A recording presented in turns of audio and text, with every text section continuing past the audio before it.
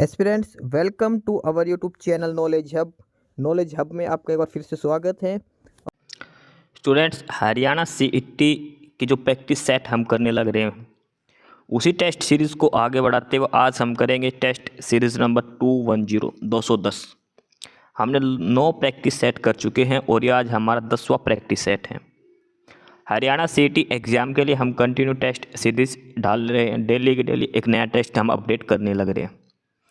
और इस क्लास के पीडीएफ के लिए आपको डिस्क्रिप्शन बॉक्स में नॉलेज हब चैनल का लिंक मिलेगा, वहाँ पे आपको पीडीएफ मिलेगी और नॉलेज हब ज्वाइन कर लेना टेलीग्राम पर। जो कैंडिडेट पहली बार क्लास देख रहा है वो नॉलेज हब को सब्सक्राइब जरूर कर लेना। इस टेस्ट के बारे में आपको बताता हूँ। 100 क्वेश्चंस दिए गए हैं और सेम एग्जाम पैटर्न है जो सीईटी में पूछा जाएगा एचएसएससी के द्वारा। यानी कि इसमें पहले जीके भी है, कुछ सवाल कंप्यूटर के भी हैं, उसके बाद हरियाणा जीके भी है इसके अंदर, इसके बाद इंग्लिश के भी क्वेश्चन है, हिंदी के भी प्रश्न है, इसके बाद गणित भी है और लास्ट में रीजनिंग भी है। ये सारे टॉपिक इसमें अलग अलग डिटेल में दिए गए हैं। हर टॉपिक से सिलेक्टेड क्वेश्चंस लिए गए हैं। मोस्ट इंपॉर्टेंट पर्सन्स का सिलेक्शन किया गया है जो एचएसएससी बार बार पूछती है। ये अपडेट जो है मतलब ये सीईटी के जो प्रैक्टिस सेट है ये आपको देना बहुत ज़रूरी है। ये ध्यान रखना, काफ़ी इंपॉर्टेंट क्वेश्चंस इसके अंदर सेलेक्ट किए गए हैं। सीईटी का जो पेपर होगा आपका इसी में से आएगा आधे से ज़्यादा पेपर, तो आप ये ज़रूर करना। और जब तक सीईटी का एग्ज़ाम नहीं होगा जब तक डेली हम प्रैक्टिस सेट करने वाले हैं। देखो, आपका टॉपिक आपने पढ़ लिए होंगे, सारे टॉपिक आपने कवर कर लिए होंगे, लेकिन प्रैक्टिस सेट इम्पोर्टेंट हो जाता है ताकि आपको यह पता चले कि आपकी ओवरऑल जो तैयारी है वो कैसी है। ठीक है, तो चलिए आज की क्लास हम शुरू करते हैं। और ये जो टेस्ट सीरीज़ है ये आर्यभट्ट एकेडमी के द्वारा तैयार की गई है और ये नीचे इनकी कॉन्टैक्ट डिटेल्स दी गई हैं। आपको कॉन्टैक्ट हो तो कोई कोर्स वगैरह के बारे में कॉन्टैक्ट कर सकते हैं। आज की क्लास करते हैं और ध्यान रखना इसमें 100 प्रश्न होंगे इस प्रैक्टिस सेट के अंदर और हर प्रश्न की एक्सप्लेनेशन के साथ आपको डिटेल में आंसर इसका करवाया जाएगा। तो आज का जो प्रैक्टिस सेट नंबर 10 है इसके स्टार्ट करते हैं। और क्वेश्चन नंबर 1 ध्यान रखना, स्टार्ट में इसमें जीके आएगी, फिर भी कुछ क्वेश्चन कंप्यूटर के, उसके बाद हरियाणा जीके शुरू हो जाएगी। तो पहला प्रश्न है आज का, यापनीय संघ किससे संबंधित है? यापनीय संघ किससे संबंधित है? जैन धर्म से, बौद्ध धर्म से, वैष्णव धर्म से या फिर शैव धर्म से? तो यापनीय जो है ये जो संबंधित है ये किससे है? जैन धर्म से संबंधित है। और जैन धर्म में भी 2 भाग पढ़े हमने, एक होता श्वेतांबर, ठीक है, एक श्वेतांबर और एक है दिगंबर। जैन धर्म 2 हिस्सों में हो गया था, श्वेतांबर और दिगंबर। तो ये जो है यापनीय, ये दिगंबर जो संत है उनके अंदर आते हैं, उनके तहत। तो यापनीय जो संघ है ये जैन धर्म से संबंधित है और जैन धर्म में भी कौन से है? दिगंबर। दिगंबर जो जैन है उनसे संबंधित है यापनीय संघ। प्रश्न नंबर 2 है, बीजक जो ग्रंथ है उसके रचयिता कौन है? बीजक ग्रंथ के रचयिता कौन है? आपने पढ़ा होगा पहले कई बार, काफ़ी इंपॉर्टेंट है ये। बीजक रचना जो है किसकी रचना है? सूरदास की, रविदास की या फिर कबीरदास की? तो बीजक जो रचना है वो है संत कबीरदास जी की। बीजक जो रचना है वो है संत कबीरदास जी की। संत कबीरदास जी का जन्म की अगर हम बात करें तो इनका जन्म हुआ था 1398 एडी के अंदर। और बीजक है ये संत कबीरदास जी की फिलोसफी के ऊपर लिखी गई है। ठीक है, काफ़ी इंपॉर्टेंट है ये बीजक ग्रंथ, संत कबीरदास जी के द्वारा लिखा गया था ये। अगला है प्रश्न नंबर 3, निम्नलिखित में से किस एक ने सुभाष चंद्र बोस को देश नायक कहा था? नेताजी जो सुभाष चंद्र बोस थे उनको देश नायक सबसे पहले किसने कहा था, यानी कि इनको देश नायक की उपाधि किसने दी थी? महात्मा गांधी, रविंद्रनाथ टैगोर, राम मनोहर लोहिया या सरदार वल्लभ भाई पटेल? तो सुभाष चंद्र बोस को जो देश नायक की जो उपाधि दी थी वो दी थी रविंद्रनाथ टैगोर ने।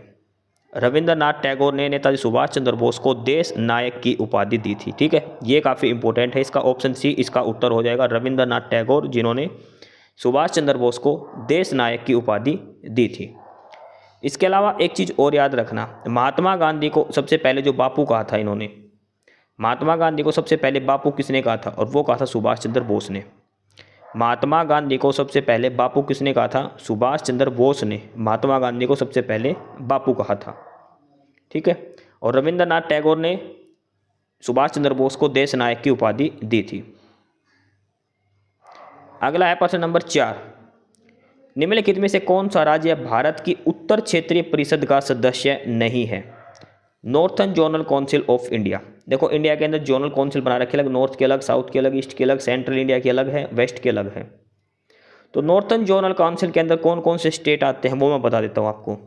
पंजाब, राजस्थान, हरियाणा, जम्मू कश्मीर हो गया, हिमाचल प्रदेश, लद्दाख, दिल्ली और चंडीगढ़। ये सारे स्टेट और यूटी है, ये नॉर्दर्न जोनल काउंसिल के अंदर आते हैं। उत्तर प्रदेश है, ये नॉर्थर्न जोनल काउंसिल के अंदर नहीं आता, ये ध्यान रखना। उत्तर क्षेत्र परिषद का सदस्य कौन सा राज्य नहीं है इनमें से? तो वो है उत्तर प्रदेश। अगला है प्रश्न नंबर 5, संथाल कहाँ के निवासी हैं? संथाल एक जनजाति है। तो ये भारत के किस हिस्से में रहते हैं? मध्य भारत, पश्चिम भारत, दक्षिण भारत या फिर पूर्वी भारत?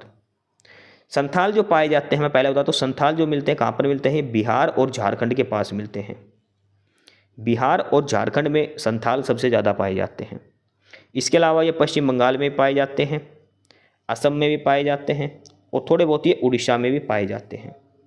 लेकिन संथालों की जो सबसे ज़्यादा जनसंख्या पाई जाती है वो पाई जाती है बिहार और झारखंड के अंदर। संथाल जनजाति है, ये सबसे ज़्यादा बिहार और झारखंड के अंदर पाई जाती है। संथाली एक भाषा भी है जो हमारे संविधान की जो मूल भाषाएं दे रखी भाषाओं की अनुसूची उसमें भी, ठीक है। बोडो, मैथिली, संथाली जो है ये है संथाल उसमें, ठीक है। तो ये कौन से भारत को कौन से हिस्से में पाई जाती है? ये पाई जाती है पूर्वी भारत के अंदर। ईस्टर्न एरिया जो है भारत का, पूर्वी भारत की साइड जो है वो संथाल जनजाति पाई जाती है। सबसे ज़्यादा ये पाई जाती है झारखंड के अंदर, झारखंड और दूसरे नंबर पर बिहार में। झारखंड के भी अलग अलग डिस्ट्रिक्ट हैं, जैसे रांची हो गया, हजारीबाग हो गया, धनबाद, इधर ही सबसे ज़्यादा पाई जाती है संथाल निवासी। काफ़ी इंपॉर्टेंट है ये। अगला है प्रश्न नंबर 6, चापचार कूट महोत्सव कहाँ मनाया जाता है? एक त्यौहार है चापचार कूट, ये किस राज्य में मनाया जाता है? अरुणाचल प्रदेश, असम, मिजोरम या फिर सिक्किम? तो चापचार कूट जो त्यौहार है, जो फेस्टिवल है, ये मनाया जाता है मिजोरम के अंदर। चापचार कूट कहाँ मनाया जाता है? मिजोरम के अंदर। एक चीज़ याद रखना, जिस भी वर्ड के अंदर जो भी नाम के लास्ट में कूट आ जाए ना, कूट, ये मिजोरम का शब्द है। कूट, कूट एक मिजो भाषा का शब्द है, तो इसलिए जो त्यौहार मनाए जाते हैं कूट वाले ये सारे मिजोरम में हैं। जैसे चापचार कूट हो गया, एक और त्यौहार मनाया जाता है मिजोरम के अंदर और वो है मिमकूट, मिमकूट, और एक है पलकूट, ठीक है। ये सारे मिजोरम के हैं। कूट एक शब्द है जो मिजोरम का है और इसका मतलब होता है फेस्टिवल, ठीक है। फेस्टिवल इसका मतलब होता है, कूट का मतलब त्यौहार होता है, चापचार कूट का मतलब चापचार महोत्सव। कूट जो शब्द है ये मिजो भाषा का शब्द है और ये कौन से राज्य में मनाया जाता है? मिजोरम में। मिजोरम भारत का 23वां राज्य बना था, 23वें नंबर का राज्य है मिजोरम, बना था 1987 में, ठीक है। और यहाँ पे जो मुख्य व्यवसाय है वो कृषि के ऊपर ही निर्भर है। ये बैकवर्ड एरिया के अंदर आता है, नोटिफाइड जो है उसमें आता है।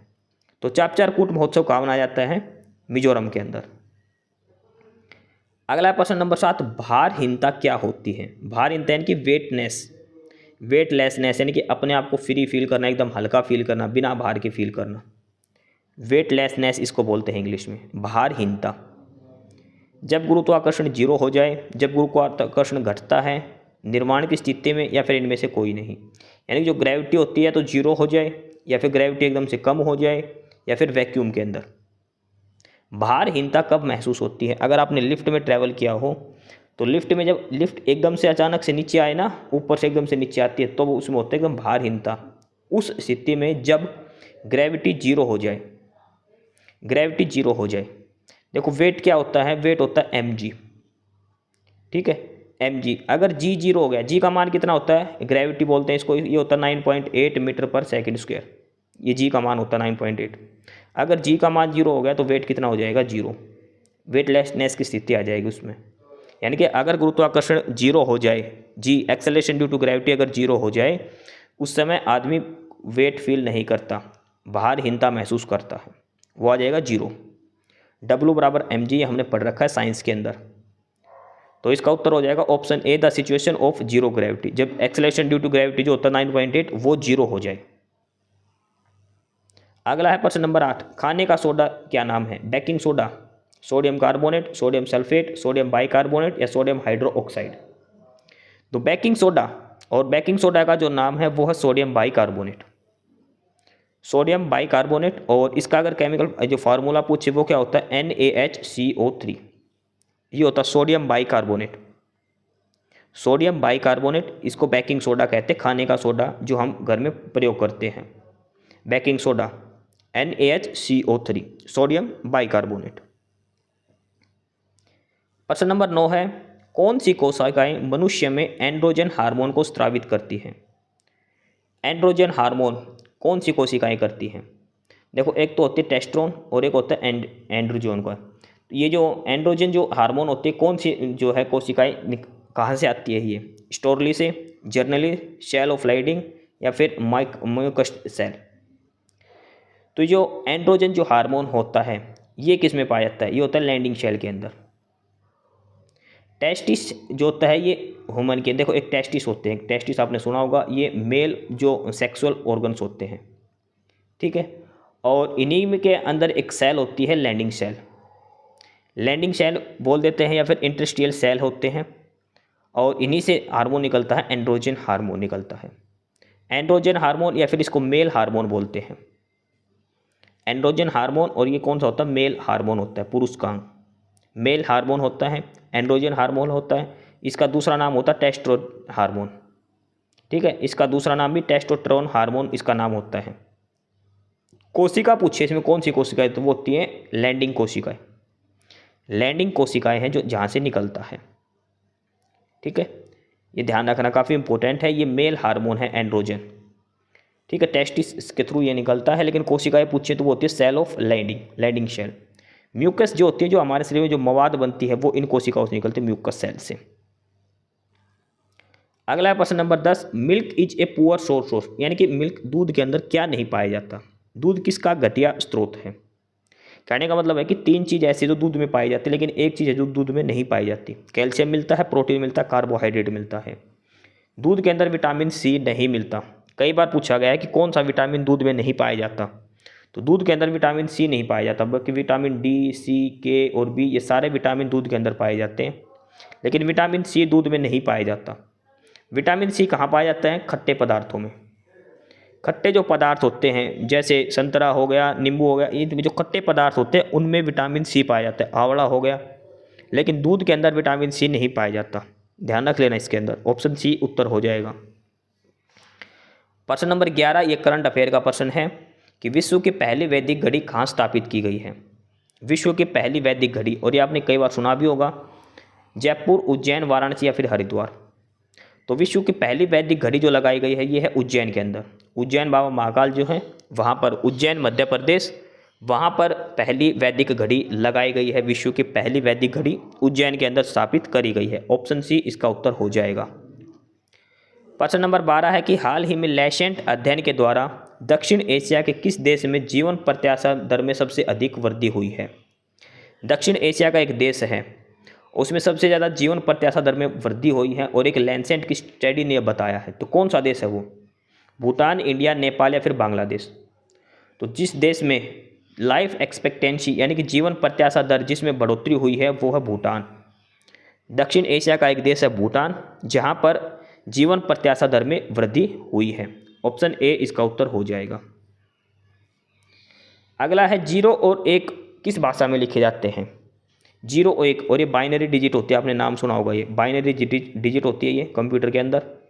0 1 कौन सी लैंग्वेज है? सी लैंग्वेज, जावा, मशीन लैंग्वेज या विजुअल बेसिक। तो ये 0 और 1 के रूप में जो लिखी जाती है मशीन लैंग्वेज। कौन सी है ये? Machine language. और इसके अंदर 2 ही डाटा यूज करते हैं, 0 और 1। यस के लिए 1, नो के लिए 0, बस 2 ही इसमें अंदर यूज किए जाते हैं। 0 और 1 2 ही डिजिट इसके अंदर यूज की जाती है, ठीक है। बाइनरी लैंग्वेज में होती है, मशीन लैंग्वेज इसको बोला जाता है। ऑप्शन बी इसका उत्तर हो जाएगा। अगला है प्रश्न नंबर 14 कंप्यूटर का, यह है कि 8 बिट से सबसे बड़ी कौन सी संख्या बनाई जा सकती है? 8 बिट से, देखो बिट 2 ही होती है, तो 0 से लिखे या 1 से। अब 8 बिट का मतलब हो गई 8 अंक हो गए, 3 4 5 6 7 8। अब सबसे बड़ी संख्या बनानी है तो सारे 1 लेने पड़ेंगे, छोटी बनानी होती तो 0 लेना पड़ता। सबसे बड़ी संख्या बनानी तो सारे 1 1 की फॉर्म में लेंगे। अब संख्या बनानी है ना, ये बाइनरी फॉर्म को अगर इसमें कन्वर्ट करेंगे हम नंबर्स में, तो क्या करते हैं, इधर से लेफ्ट से राइट हैंड से शुरू करते हैं। पहला 2 की पावर 0, ये आ जाएगा 2 की पावर 0, ये है 2 की पावर 1, अगला आ जाएगा 2 की पावर 2, 2 की पावर 3, इस हिसाब से लास्ट का आ जाएगा 2 की पावर 7, इससे पहले वाला 2 की पावर 6, फिर 2 की पावर 5, 2 की पावर 4, ऐसे करके इन सभी को जोड़ना है। यानी कि 2 की पावर 0 से लेकर 2 की पावर 7 तक को जोड़ना है। ठीक है, 2 की पावर 0 कितना होता है 1, 2 की पावर 2 कितना होता है 4, 2 की पावर 1 कितना हो गया 2, ऐसे करके इन सारों को जोड़ेंगे तो वो आ जाएगा 255।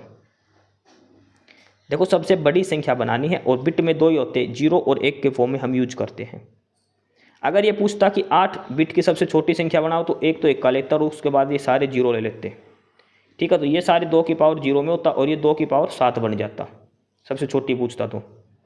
8 बिट की सबसे बड़ी संख्या कितनी आ जाएगी 255, 8 बार 1 लेना है और 2 की पावर में कन्वर्ट कर लो, 2 की पावर 0 से शुरू करना है, ये ध्यान रखना।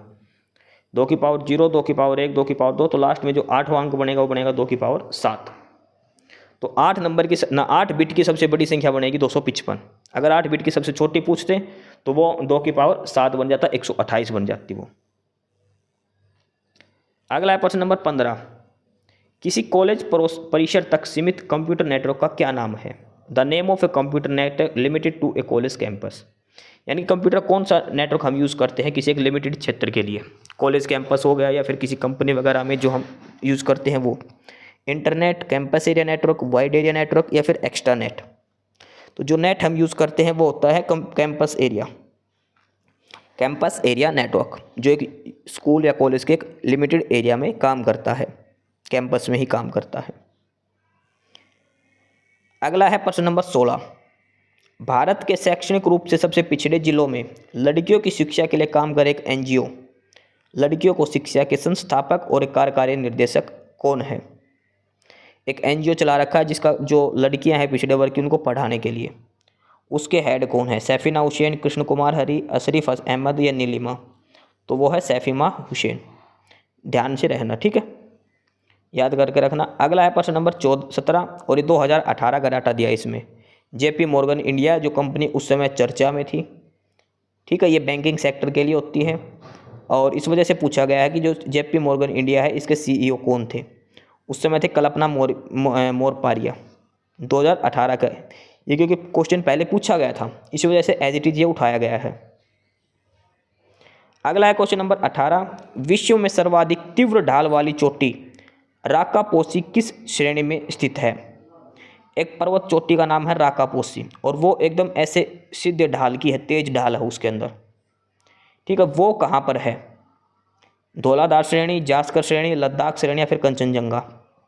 तो राकापोसी जो चोटी है ये आती है लद्दाख श्रेणी के अंदर, लद्दाख श्रेणी के अंदर ये पाई जाती है राकापोसी जो चोटी है पर्वत की, हिमालय पर्वत की, जो सबसे तेज ढाल है जिसके अंदर, जो एकदम सीधी खड़ी जो बोलते हैं, पहाड़ की जो खड़ी चोटी बोलते हैं एकदम बिल्कुल सीधी, ऐसे ढलान हो एक तो और एक एकदम से सीधी, तो तीव्र ढाल वाली है ये राकापोसी, लद्दाख श्रेणी के अंदर है ये, ठीक है। ये 18 प्रश्न थे, इसमें जीके का, कंप्यूटर का, साइंस का सारा कुछ आ चुका है। अब प्रश्न नंबर 19 से हमारी हरियाणा जीके शुरू हो रही है। आगे जो भी प्रश्न आएंगे प्रश्न नंबर 19 से वो सारे हरियाणा जीके के पूछे जाएंगे। प्रश्न नंबर 19 है, हरियाणा ने दिल्ली को कितनी तरफ से घेर रखा है? हरियाणा जो दिल्ली को कितनी तरफ से घेर रखा है? 3 तरफ से। हरियाणा ने दिल्ली को 3 तरफ से घेर रखा है, ये ध्यान रखना। प्रश्न नंबर 20 है, आगे है प्रश्न नंबर 20 और इसमें दिया है कि बाबर की सेना और किसके बीच पानीपत का पहला युद्ध हुआ था? बाबर और किसके बीच में पानीपत की पहली लड़ाई हुई थी, ये इसमें पूछा गया है। तो पानीपत की 3 लड़ाई हुई है, आपको तीनों याद रखनी है। पहली लड़ाई कब हुई थी पानीपत की? 1526 में। दूसरी हुई थी 1556 में, ठीक है, और तीसरी हुई थी 1761 में। ये 3 लड़ाई हुई थी पानीपत की, 1526, 1556 और 1761 में। पहली लड़ाई किस किस के बीच में हुई थी? बाबर और इब्राहिम लोदी के बीच में। बाबर और इब्राहिम लोदी के बीच में पानीपत की पहली लड़ाई हुई थी 1526 में। 1556 में दूसरी लड़ाई हुई थी और वो हुई थी अकबर और हेमू के बीच में, अकबर और हेमू के बीच में। 1761 में तीसरी लड़ाई हुई थी, ये हुई थी मराठा और अहमद शाह अब्दाली, ठीक है। पानीपत की 3 लड़ाई थी, तीनों ही काफ़ी इम्पोर्टेंट है। तो बाबर की हुई थी लोदी के साथ, अकबर की हुई थी हेमू के साथ और तीसरी हुई थी अहमद शाह अब्दाली प्लस मराठा की, ये हुई थी 61 में 1761, ये हुई थी 1526, ये हुई थी 1556 में। तीनों लड़ाइयाँ पानीपत की मोस्ट इम्पोर्टेंट है, आप याद रखना। 3 लड़ाई हुई थी पानीपत की। अगला है प्रश्न नंबर 21, हरियाणा का राष्ट्रीय उद्यान कौन सा है? ये 4 दे रखे हैं, जिम कॉर्बेट, सतपुड़ा, सुंदरवन और सुल्तानपुर। तो इनमें से हरियाणा का जो नेशनल पार्क है वो है सुल्तानपुर नेशनल पार्क है हरियाणा का। जिम कॉर्बेट है, ये उत्तराखंड के अंदर है, ये भी काफ़ी कई बार पूछा जाता है। जिम कॉर्बेट नेशनल पार्क ये उत्तराखंड का है। सुल्तानपुर नेशनल पार्क ये हरियाणा का है। ऑप्शन डी इसका आंसर है। अगला है क्वेश्चन नंबर 22, मेवात में किस वर्ष हरियाणा की पहली मोबाइल न्यायालय स्थापित की गई थी? मोबाइल कोर्ट यानी कि चलता फिरता कोर्ट, मोबाइल कोर्ट जो स्थापित किया गया था हरियाणा के मेवात में पहली बार जो मोबाइल कोर्ट है वो कब स्थापित किया था? 2003, 2007, 2005 या फिर 2000 के अंदर? तो मेवात में जो मोबाइल कोर्ट स्थापित किया गया था वो किया गया था 2007 के अंदर। 2007 में मेवात में मोबाइल कोर्ट की स्थापना की गई थी। अगला है प्रश्न नंबर 23, हरियाणा का कौन सा त्यौहार जनवरी के महीने में बनाया जाता है? कौन सा त्यौहार है जो जनवरी के महीने में बनाया जाता है? बैसाखी, गोगा नवमी, गणगौर या फिर लोहड़ी? तो जनवरी के महीने में 2 त्यौहार आते हैं, एक पहले दिन लोहड़ी और अगले दिन कौन सा आता है? मकर संक्रांति, जिसे हम संक्रांत बोलते हैं। ठीक है, ये 2 त्यौहार हैं जो जनवरी महीने में आते हैं, लोहड़ी और मकर संक्रांति। जो सिख समुदाय के लोग हैं वो लोहड़ी मनाते हैं, बाकी मकर संक्रांति मनाते हैं। जनवरी महीने में आता 13 और 14 जनवरी के पास, लोहड़ी और मकर संक्रांति जनवरी के महीने में। अगला है प्रश्न नंबर 24 और इसमें है कि हरियाणा में हर साल अलग अलग कार्यक्रम में कितने खिलाड़ियों को भीम पुरस्कार दिया जाता है? भीम पुरस्कार जो है ये हरियाणा का सर्वश्रेष्ठ खेल पुरस्कार है। किस क्षेत्र में जाता है? खेल के क्षेत्र में ये दिया जाता है। ठीक है, खेल पुरस्कार है भीम अवार्ड। भीम अवार्ड में खिलाड़ियों को 5 लाख रुपए नगद राशि दी जाती है और पहले इनकी संख्या फिक्स थी, लेकिन अब कितने खिलाड़ियों को दिया जाता है? कितने भी खिलाड़ियों को दे सकती है सरकार की इच्छा होती है कितने भी खिलाड़ियों को भीम पुरस्कार दे सकती है, 1 को भी दे सकती है, 2 को भी, कोई फिक्स इनकी संख्या नहीं है।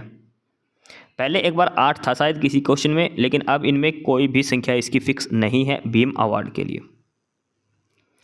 अगला है प्रश्न नंबर 25 और ये क्रिकेट से संबंधित है, हरियाणा जीके की। इसमें है कि हरियाणा ने रणजी ट्रॉफी कभी नहीं जीती या फिर हरियाणा ने एक बार इरोनी ट्रॉफी जीती है।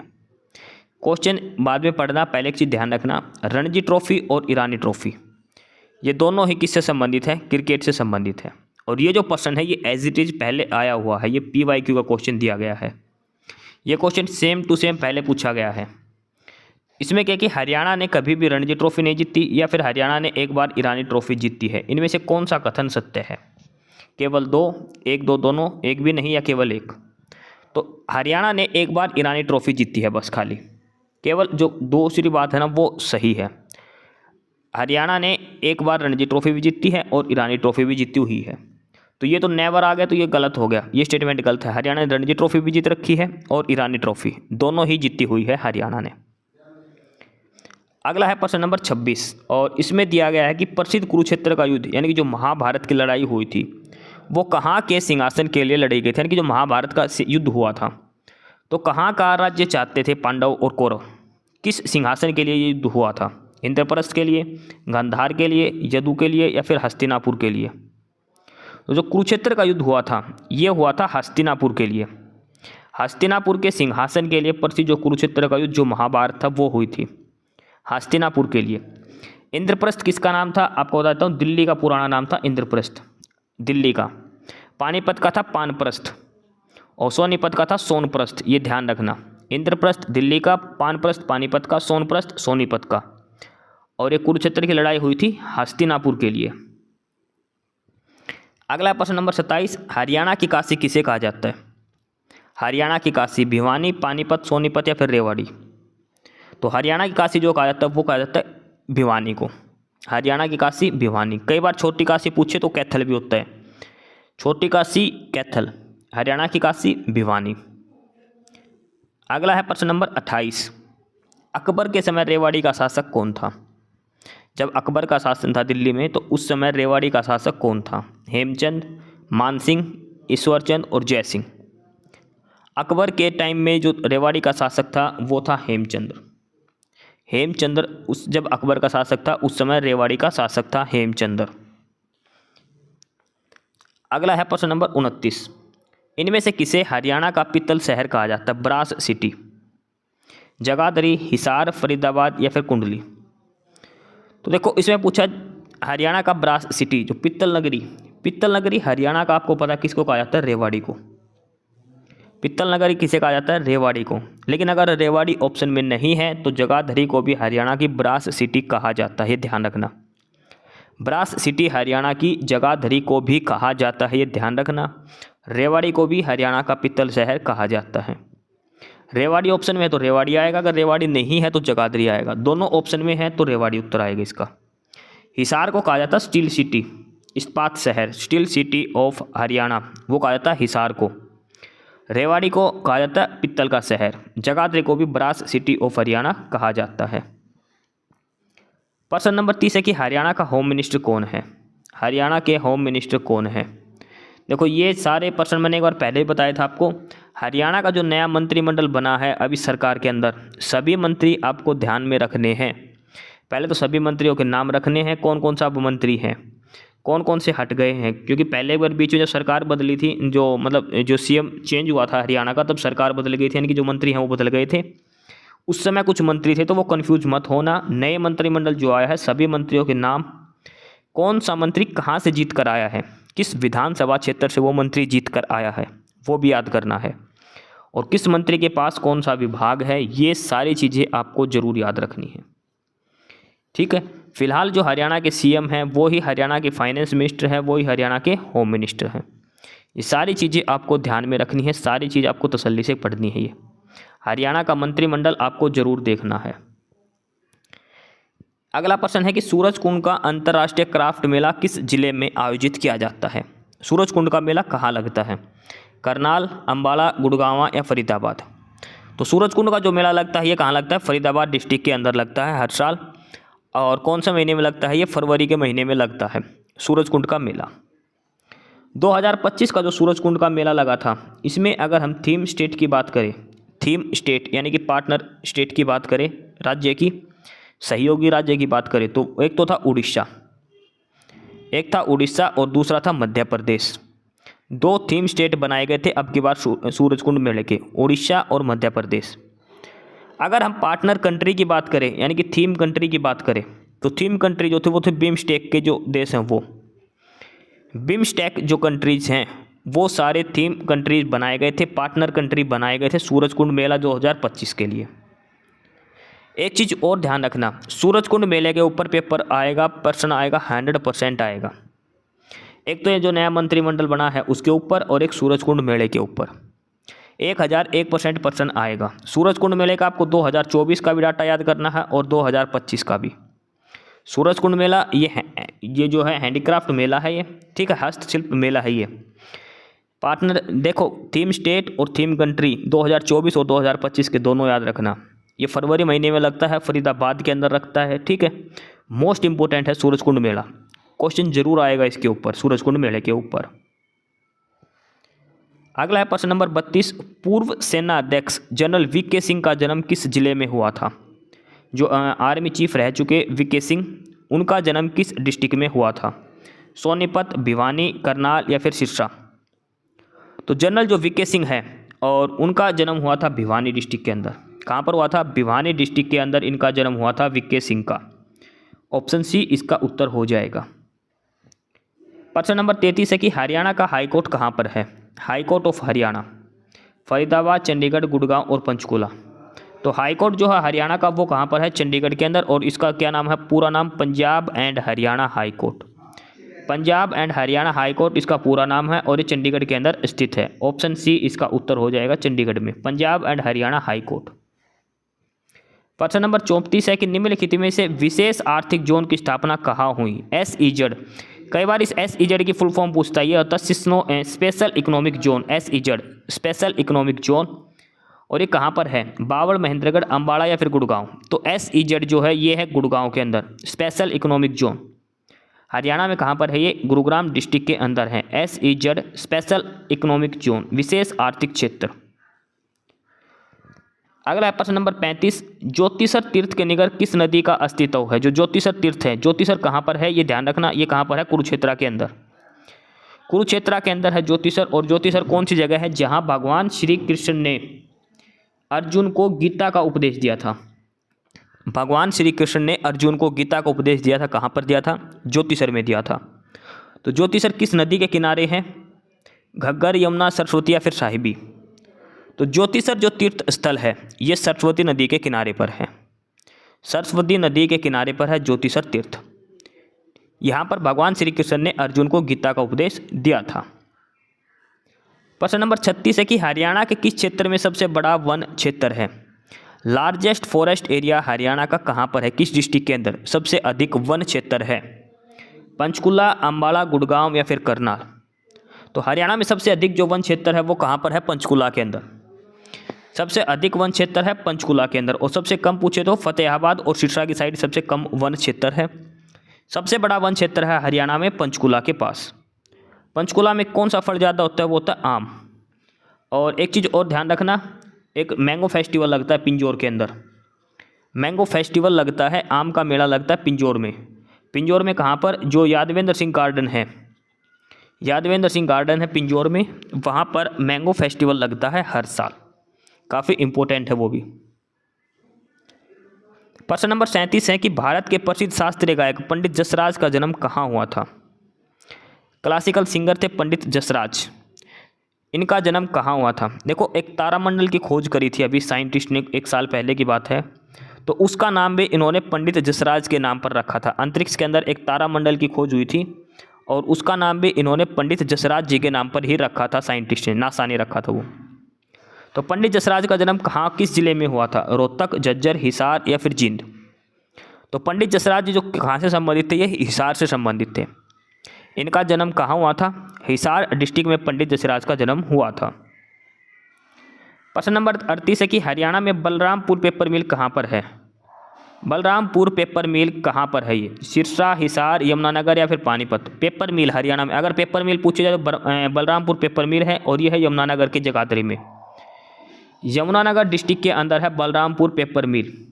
इसी वजह से यमुनानगर को कागज़ सिटी भी कहा जाता है, ये भी ध्यान रखना। पेपर सिटी भी कहा जाता है किसको? यमुनानगर को। हरियाणा की पेपर सिटी अगर पूछे तो यमुनानगर को कहा जाता है क्योंकि यहाँ पर पेपर मिल है। ठीक है, ऑप्शन बी उत्तर हो जाएगा, यमुनानगर के अंदर। प्रश्न नंबर 39 है, बाबा मस्तनाथ का मेला किस जिले में लगता है? बाबा मस्तनाथ का मेला झज्जर, हिसार, पानीपत या रोहतक? तो बाबा मस्तनाथ का मेला लगता है कहाँ पर? रोहतक के अंदर। और कौन सी जगह पर लगता है वो? स्थलबोर। स्थलबोर में बाबा मस्तनाथ का मेला लगता है। और यहाँ पर बाबा मस्तनाथ यूनिवर्सिटी भी है एक स्थलबोर के अंदर। और किस डिस्ट्रिक्ट में है? रोहतक डिस्ट्रिक्ट के अंदर है। प्रश्न नंबर 40 है कि रोहतक जिले का क्षेत्रफल कितना है? रोहतक जो डिस्ट्रिक्ट है उसका एरिया कितना है? तो रोहतक का जो एरिया है वो है 1745 स्क्वायर किलोमीटर। 1745 स्क्वायर किलोमीटर ये रोहतक का एरिया है। तो यहाँ से हमारी हरियाणा जीके कंप्लीट हो गई। ठीक है, शुरू में थे जीके, उसमें कुछ सवाल थे कंप्यूटर के भी और अब थे हरियाणा जीके के। 40% हमारे पूरे हो चुके हैं। अब आगे चलेगी इंग्लिश। अब 10 से 12 सवाल इंग्लिश के आएंगे, प्रश्न आएंगे, उसके बाद हिंदी के आएंगे, फिर मैथ के, फिर रीजनिंग के। अब है क्वेश्चन नंबर 41 से और यहाँ से शुरू होती है हमारी इंग्लिश। इंग्लिश आराम से समझना, घबराना नहीं है, बिल्कुल आसान होती है। ठीक है, इसमें फिल इन द ब्लैंक्स, खाली स्थान भरना है कि a house to house survey was blank conducted to register more than 17 crore voters. A house to house यानी कि घर के एक एक घर जाकर, जैसे बोलते हैं डोर टू डोर सर्वे किया गया था 17 करोड़ नए वोटर जोड़ने के लिए। तो इसमें क्या आएगा? जो कंडक्ट किया गया था वो किस हिसाब से कंडक्ट किया गया था? जो सर्वे था वो किस हिसाब से लिया गया था? मेटिकुलसली, फर्मली, वियरली और पंचुअली। तो इसमें जो आएगा वो आएगा मेटिकुलसली। मेटिकुलसली का अर्थ होता है ध्यानपूर्वक, सावधानीपूर्वक। क्या होता है इसका अर्थ? ध्यानपूर्वक। यानी कि जो सर्वे किया गया था, तो सर्वे वगैरह कैसे करते हैं? ध्यानपूर्वक करते हैं, सावधानी से, ताकि कोई डाटा गलत ना हो। तो इसमें आ जाएगा मेटिकुलसली, शांति तरीके से, ध्यानपूर्वक। वियरली होता है थका हुआ, थका हुआ है, नहीं तो ये तो मजबूरी में होगा, ऐसा तो कोई है ही नहीं। पंचुअली होता है भाई डेली फिक्स, सुबह 9 बजे तो डेली 9 बजे ही सर्वे हुआ है, ऐसा कोई कुछ नहीं होता पंचुअली। पंचुअली वर्ड होता है जैसे हम स्कूल वगैरह ऑफिस वगैरह में जहाँ पर टाइम की पाबंदी होती है वहाँ पर पंचुअली वर्ड यूज किया जाता है। ठीक है, फॉर्मली होता दृढ़ता से, दृढ़ निश्चय के साथ, जबरदस्ती ऐसा नहीं था। ये किया गया था मेटिकुलसली, यानी कि सतर्कतापूर्वक ध्यानपूर्वक ये सर्वे किया गया था। अगला है 42 नंबर, और इसमें फिल इन द ब्लैंक करना है कि आई वुड रेदर सर्व, मैं सेवा करना पसंद करूँगा than beg, than to beg, भीख मांगने की बजाय। ये पूरा ऐसे होता है कि ठीक है, वुड रेदर है तो रेदर के साथ जो फ्रेज यूज होता होता than. I would rather serve than beg, मैं भीख मांगने की बजाय काम करना पसंद करूँगा।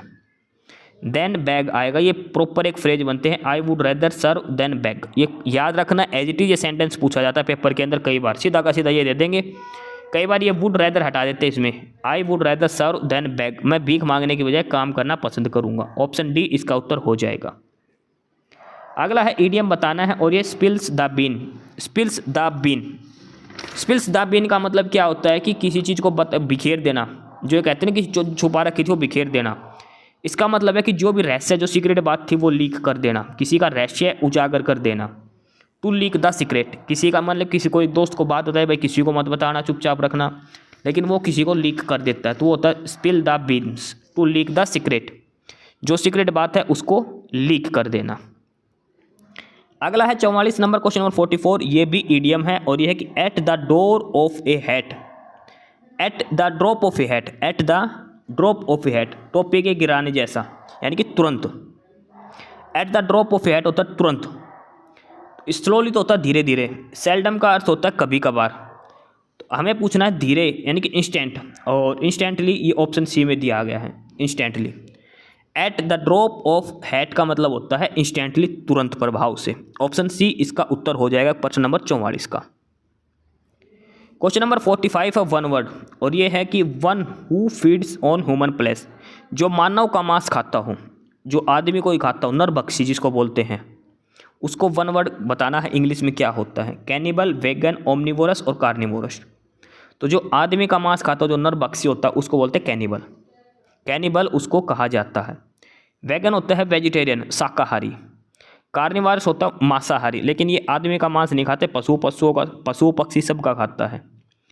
ओमनिवोरस, ओमनिवोरस होता है सर्वभक्षी, इसको कुछ भी दे दो सब कुछ चलता है इसके, लेकिन जो सिर्फ और सिर्फ ह्यूमन फ्लैश खाए वो होता है कैनिबल, नरभक्षी इसको कहा जाता है, जो मानव का मांस खाता है। क्वेश्चन नंबर 46 है, वन वर्ड बताना है कि one who is present everywhere, जो सब जगह उपस्थित हो, यानी कि भगवान, सर्वव्यापी जिसको बोलते हैं। One who is present everywhere, जो सब जगह उपस्थित हो। Omnipotent, omnipresent, omniscient, omnivorous. तो प्रेजेंट तो ये आएगा ओमनीप्रेजेंट, जो सब जगह प्रेजेंट हो, सर्वव्यापी हो। ओमनीपोटेंट, ओमनीपोटेंट का मतलब होता है सर्वशक्तिशाली। पोटेंट का मतलब पोटेंशियल होता है, पोटेंशियल यानी कि ताकत, क्षमता, सर्वशक्तिशाली।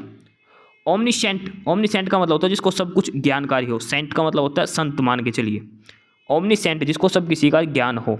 और ओमनीवोरस, ओमनीवोरस का होता है सर्वभक्षी, सब कुछ खाने वाला, जो ऊपर भी था ऑप्शन बी के अंदर, ओमनीवोरस। ओमनीवोरस होता है सब कुछ खाने वाला। तो one who is present everywhere वो होता है ओमनी प्रेजेंट। क्वेश्चन नंबर 47 है, करेक्टली स्पेलिंग बतानी है आपको। करेक्ट स्पेलिंग कौन सी है, और ये आपको अटेंडेंस की बतानी है। अटेंडेंस जो हाजिरी बोलते हैं, उपस्थिति, वो अटेंडेंस। तो अटेंडेंस की करेक्ट स्पेलिंग क्या होती है, लिख के देख लेना, सीधा सीधा सही लिखी जाएगी, ATTENDANCE, अटेंडेंस, जो ऑप्शन ए में दी गई है। DANCE आएगा, ध्यान रखना, अटेंडेंस। अगले में करेक्टली स्पेलिंग पूछी गई है, और वो पूछी गई इमीडिएट, इमीडिएट, IMME इतना ही याद रखोगे तो आपका सही हो जाएगा ऑप्शन डी के साथ। IMME ये इमीडिएट, इमीडिएट का मतलब होता है तुरंत, जल्दी, शीघ्र, जो हिंदी में तावड़ी बोलते हैं उसको, वो। अटेंडेंस की ऑप्शन ए है, और इमीडिएट की ऑप्शन बी है। अगला है क्वेश्चन नंबर 49। 49 में आपको सिनोनियम बताना है। सिनोनियम यानी कि पर्यायवाची शब्द बताना है, और वर्ड है फोयर। फोयर क्या होता है, फोयर होता है हमारा उपकक्ष, उपकक्ष जैसे लॉबी वगैरह होती है ना, वो। ऑप्शन देखें तो जैसे किचन, किचन तो हो गया रसोई, रसोई तो अलग ही काम है। बेडरूम हो गया शयन कक्ष जहाँ पे हम सोते हैं। वरामदा होता है जो हम देसी भाषा में गैलरी बोल देते हैं जिसको, वो वरामदा। अच्छा, सी और डी ऑप्शन एक ही दे दिए गए, लेकिन ये बेडरूम की जगह क्या आएगा यहाँ पे? यहाँ पे आएगा लॉबी, LOBBY, लॉबी। लॉबी और फोयर ये दोनों सिनोनियम हैं। इनका मतलब होता है उपकक्ष, कमरे के अंदर जो छोटा कमरा जो बोलते हैं दूसरा कमरा वो, ठीक है, उपकक्ष ये होता है। लॉबी इसका आंसर हो जाएगा। लॉबी होता है जो वेटिंग रूम जिसको भी बोलते हैं वो वाला। क्वेश्चन नंबर 50 है, आपको एरर ढूंढना है इस सेंटेंस के अंदर, ठीक है। इसमें बताना है, सब्स्टिट्यूट बताना है इसमें, और ये है कि 1 can succeed in business unless 1 is prepared to take risk. और इसमें आपको रिप्लेस करना है ये सक्सीड वाली लाइन में, 1 कैन सक्सीड, ठीक है। ये लाइन चेक करने की गलत है या सही है। अगर गलत है तो ये जो 3 ऑप्शन दिए हैं इनमें से कौन सी लाइन आएगी? 1 can succeed in business unless 1 is prepared to take risk. तो इसमें कहना क्या चाह रहे हैं, वो ये कह रहा है कि जब तक आप रिस्क लोगे तब तक आप रिस्क नहीं लोगे। Unless 1 is taken to risk, यानी कि जब तक आप रिस्क नहीं लोगे तब तक आप बिजनेस में कामयाब नहीं हो सकते। कैन सक्सीड नहीं आएगा, यहाँ पे आएगा कैन नॉट सक्सीड। आप जब तक कामयाब नहीं हो सकते जब तक आप रिस्क नहीं लेते। तो इसमें आएगा 1 can not succeed, 1 can not succeed, यानी कि ऑप्शन डी जो है वो आएगा। 1 can not succeed in business unless 1 is prepared to take risk. Option D इसका करेक्ट आंसर हो जाएगा। अगला है, और इसमें जो एरर बताना है ये है सीइंग द कैमरास। इस फ्रेज में एरर बताना है, ये सही है या फिर इनमें से जो 3 ऑप्शन है उनमें से कोई आएगा। By seeing the cameras the villagers were convinced that the tourist intended to take photograph. Camera को देखकर ग्रामीणों को ये यकीन हो गया था कि जो टूरिस्ट है वो फोटोग्राफ खींचना चाहते हैं, फोटो खींचना चाहते हैं। तो इसमें है bye seeing the cameras, bye seeing the cameras नहीं आएगा, ये बाय वर्ड है ये नहीं आएगा इसमें। ये जो इधर बाय दिया गया है बाय नहीं आएगा, ये आएगा seeing the cameras only. Option C जो दिया है सीइंग द कैमराज ये ठीक है, बाय यहाँ से बाय से स्टार्ट हो तो बाय नहीं आएगा। सीइंग द कैमराज, कैमरा को देखकर, ठीक है। बाय और सीइंग दोनों अलग अलग हो जाएगा, बाय यहाँ पे नहीं आएगा, सिर्फ आएगा सीइंग द कैमराज, सीइंग से स्टार्ट हो जाएगा, ठीक है, बाय हट जाएगा। अगले में ग्रामेटिकल एरर बताना है, किस पोर्शन में एरर है। Today we are closer to reaching an agreement that we were a few months ago. इसमें आपको देखते ही समझ में आ गया होगा, today we are closer to reaching, to के साथ ING नहीं आता, टू के साथ हमेशा क्या आते हैं, वर्ब की फर्स्ट फॉर्म आती है। टू के साथ वर्ब की फर्स्ट फॉर्म यानी कि इन्फिनिटिव होता है, ठीक है। तो टू रीचिंग की जगह क्या आएगा, टू रीच। जो टू रीचिंग है यहाँ पे एरर है, यहाँ पे ING इसके साथ नहीं आएगा। Today we are closer to reach, to के साथ हमेशा वर्ब की फर्स्ट फॉर्म आएगी। अगला है 53, और इसमें भी एरर बताना है, किस पोर्शन में एरर है। We have to check the records to find out how much checks have been collected so far. हमें रिकॉर्ड चेक करके ये ढूंढना होगा कि कितने चेक अब तक कलेक्ट कर लिए गए हैं। तो इसमें देखो एरर कहाँ पर है, हाउ मच चेक्स, छोटा सा एरर है जो आपको ध्यान रखना है। देखो हाउ मच चेक्स, मच होता है उस चीज़ के लिए जो हम काउंट नहीं कर सकते। हाउ मच, मच होता है उस चीज़ के लिए जो हम काउंट नहीं कर सकते। अगर हम कोई चीज़ काउंट कर पाते हैं तो उसके लिए क्या आएगा, मैनी। मैनी एक काउंटेबल नाउन। चेक हम काउंट करेंगे 1 2 3 5 10 चेक कितने हैं, तो मच की जगह क्या आएगा, हाउ मैनी चेक्स, कितने चेक थे। तो मच चेक्स इसमें एरर है, और मच की जगह क्या आएगा, many, MANY, many checks, how many checks. अगला है 54, और ये पैसेज है 54 में और 55 में भी। 54 और 55 ये 2 क्वेश्चन है, इसमें आपको पैराग्राफ पढ़ना है सारा, और उसके बाद आपको आंसर करने हैं, ठीक है। पैराग्राफ पढ़ के आपको आंसर करना है।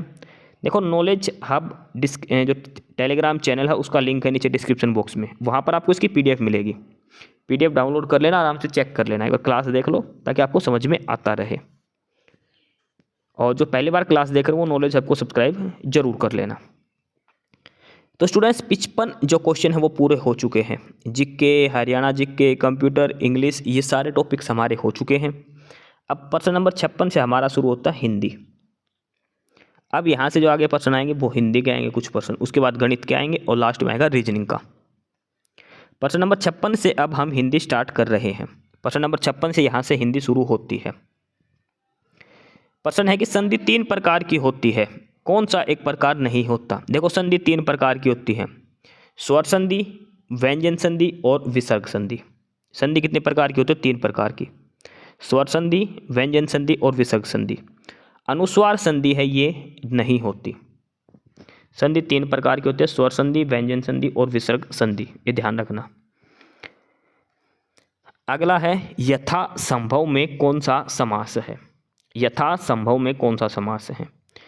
तो जिसमें पहला शब्द है वो प्रधान हो और वो अव्यय हो तो वो होता है अव्ययीभावी समास। किसी भी अगर कोई भी शब्द दे रखा है उसके अंदर 2 पद होते हैं, प्रथम पद और द्वितीय पद। तो जहाँ प्रथम पद प्रधान हो और अव्यय हो, अव्यय क्या होता है? अविकारी शब्द जिस पर लिंग वचन कारक का कोई प्रभाव ना पड़े। प्रथम पद प्रधान और अव्यय हो तो वो होता है अव्ययीभावी समास। जैसे एक होता प्रतिदिन, प्रतिदिन, यथासंभव, अनुरूप, ये कुछ ऐसे शब्द हैं जिनमें जो प्रथम पद है ये प्रधान होता है और वो अव्यय होता है। तो इसमें कौन सा समास आएगा? अव्ययीभावी समास। 58 नंबर है कि नीली कमीज वाले छात्र को यह कलम दे दो। नीली कमीज वाले छात्र को यह कलम दे दो, रचना के आधार पर वाक्य का कौन सा भेद है? ये रचना के आधार पर वाक्य का कौन सा भेद है? सरल वाक्य, संयुक्त वाक्य, मिश्र वाक्य या आज्ञावाचक वाक्य? तो नीली कमीज वाले लड़के को यह कलम दे दो, ये सीधा सा वाक्य है, इसमें कोई और, तथा, किंतु, परंतु, कोमा ऐसा कोई प्रयोग नहीं हुआ। तो ये सीधा सा सरल वाक्य दिया गया है। नीली कमीज वाले लड़के को, ये उस लड़के का ये पूरी एक संज्ञा के रूप में उसका फ्रेज यूज हुआ है। नीली कमीज वाले लड़के को, यहाँ तक ये कर्ता कारक के रूप में, यह कलम दे दो। ठीक है, ये एक सरल वाक्य है, इसमें एक उद्देश्य है और एक विधेय है। ये उद्देश्य विधेय ये इसमें बताया गया है। ठीक है, एक ही, देखो सरल वाक्य की क्या पहचान होती है? उसमें एक ही क्रिया होती है और इसमें क्रिया क्या है? देना, कलम दे दो, एक ही क्रिया होती है सरल वाक्य के अंदर। ठीक है, तो दे दो एक क्रिया है इसके अंदर। तो ये कौन सा वाक्य होता है? सरल वाक्य है, जिसमें एक ही क्रिया हो वो सरल वाक्य है, सबसे आसान है। प्रश्न नंबर 59 है कि अलंकार के मुख्य कौन से भेद माने जाते हैं?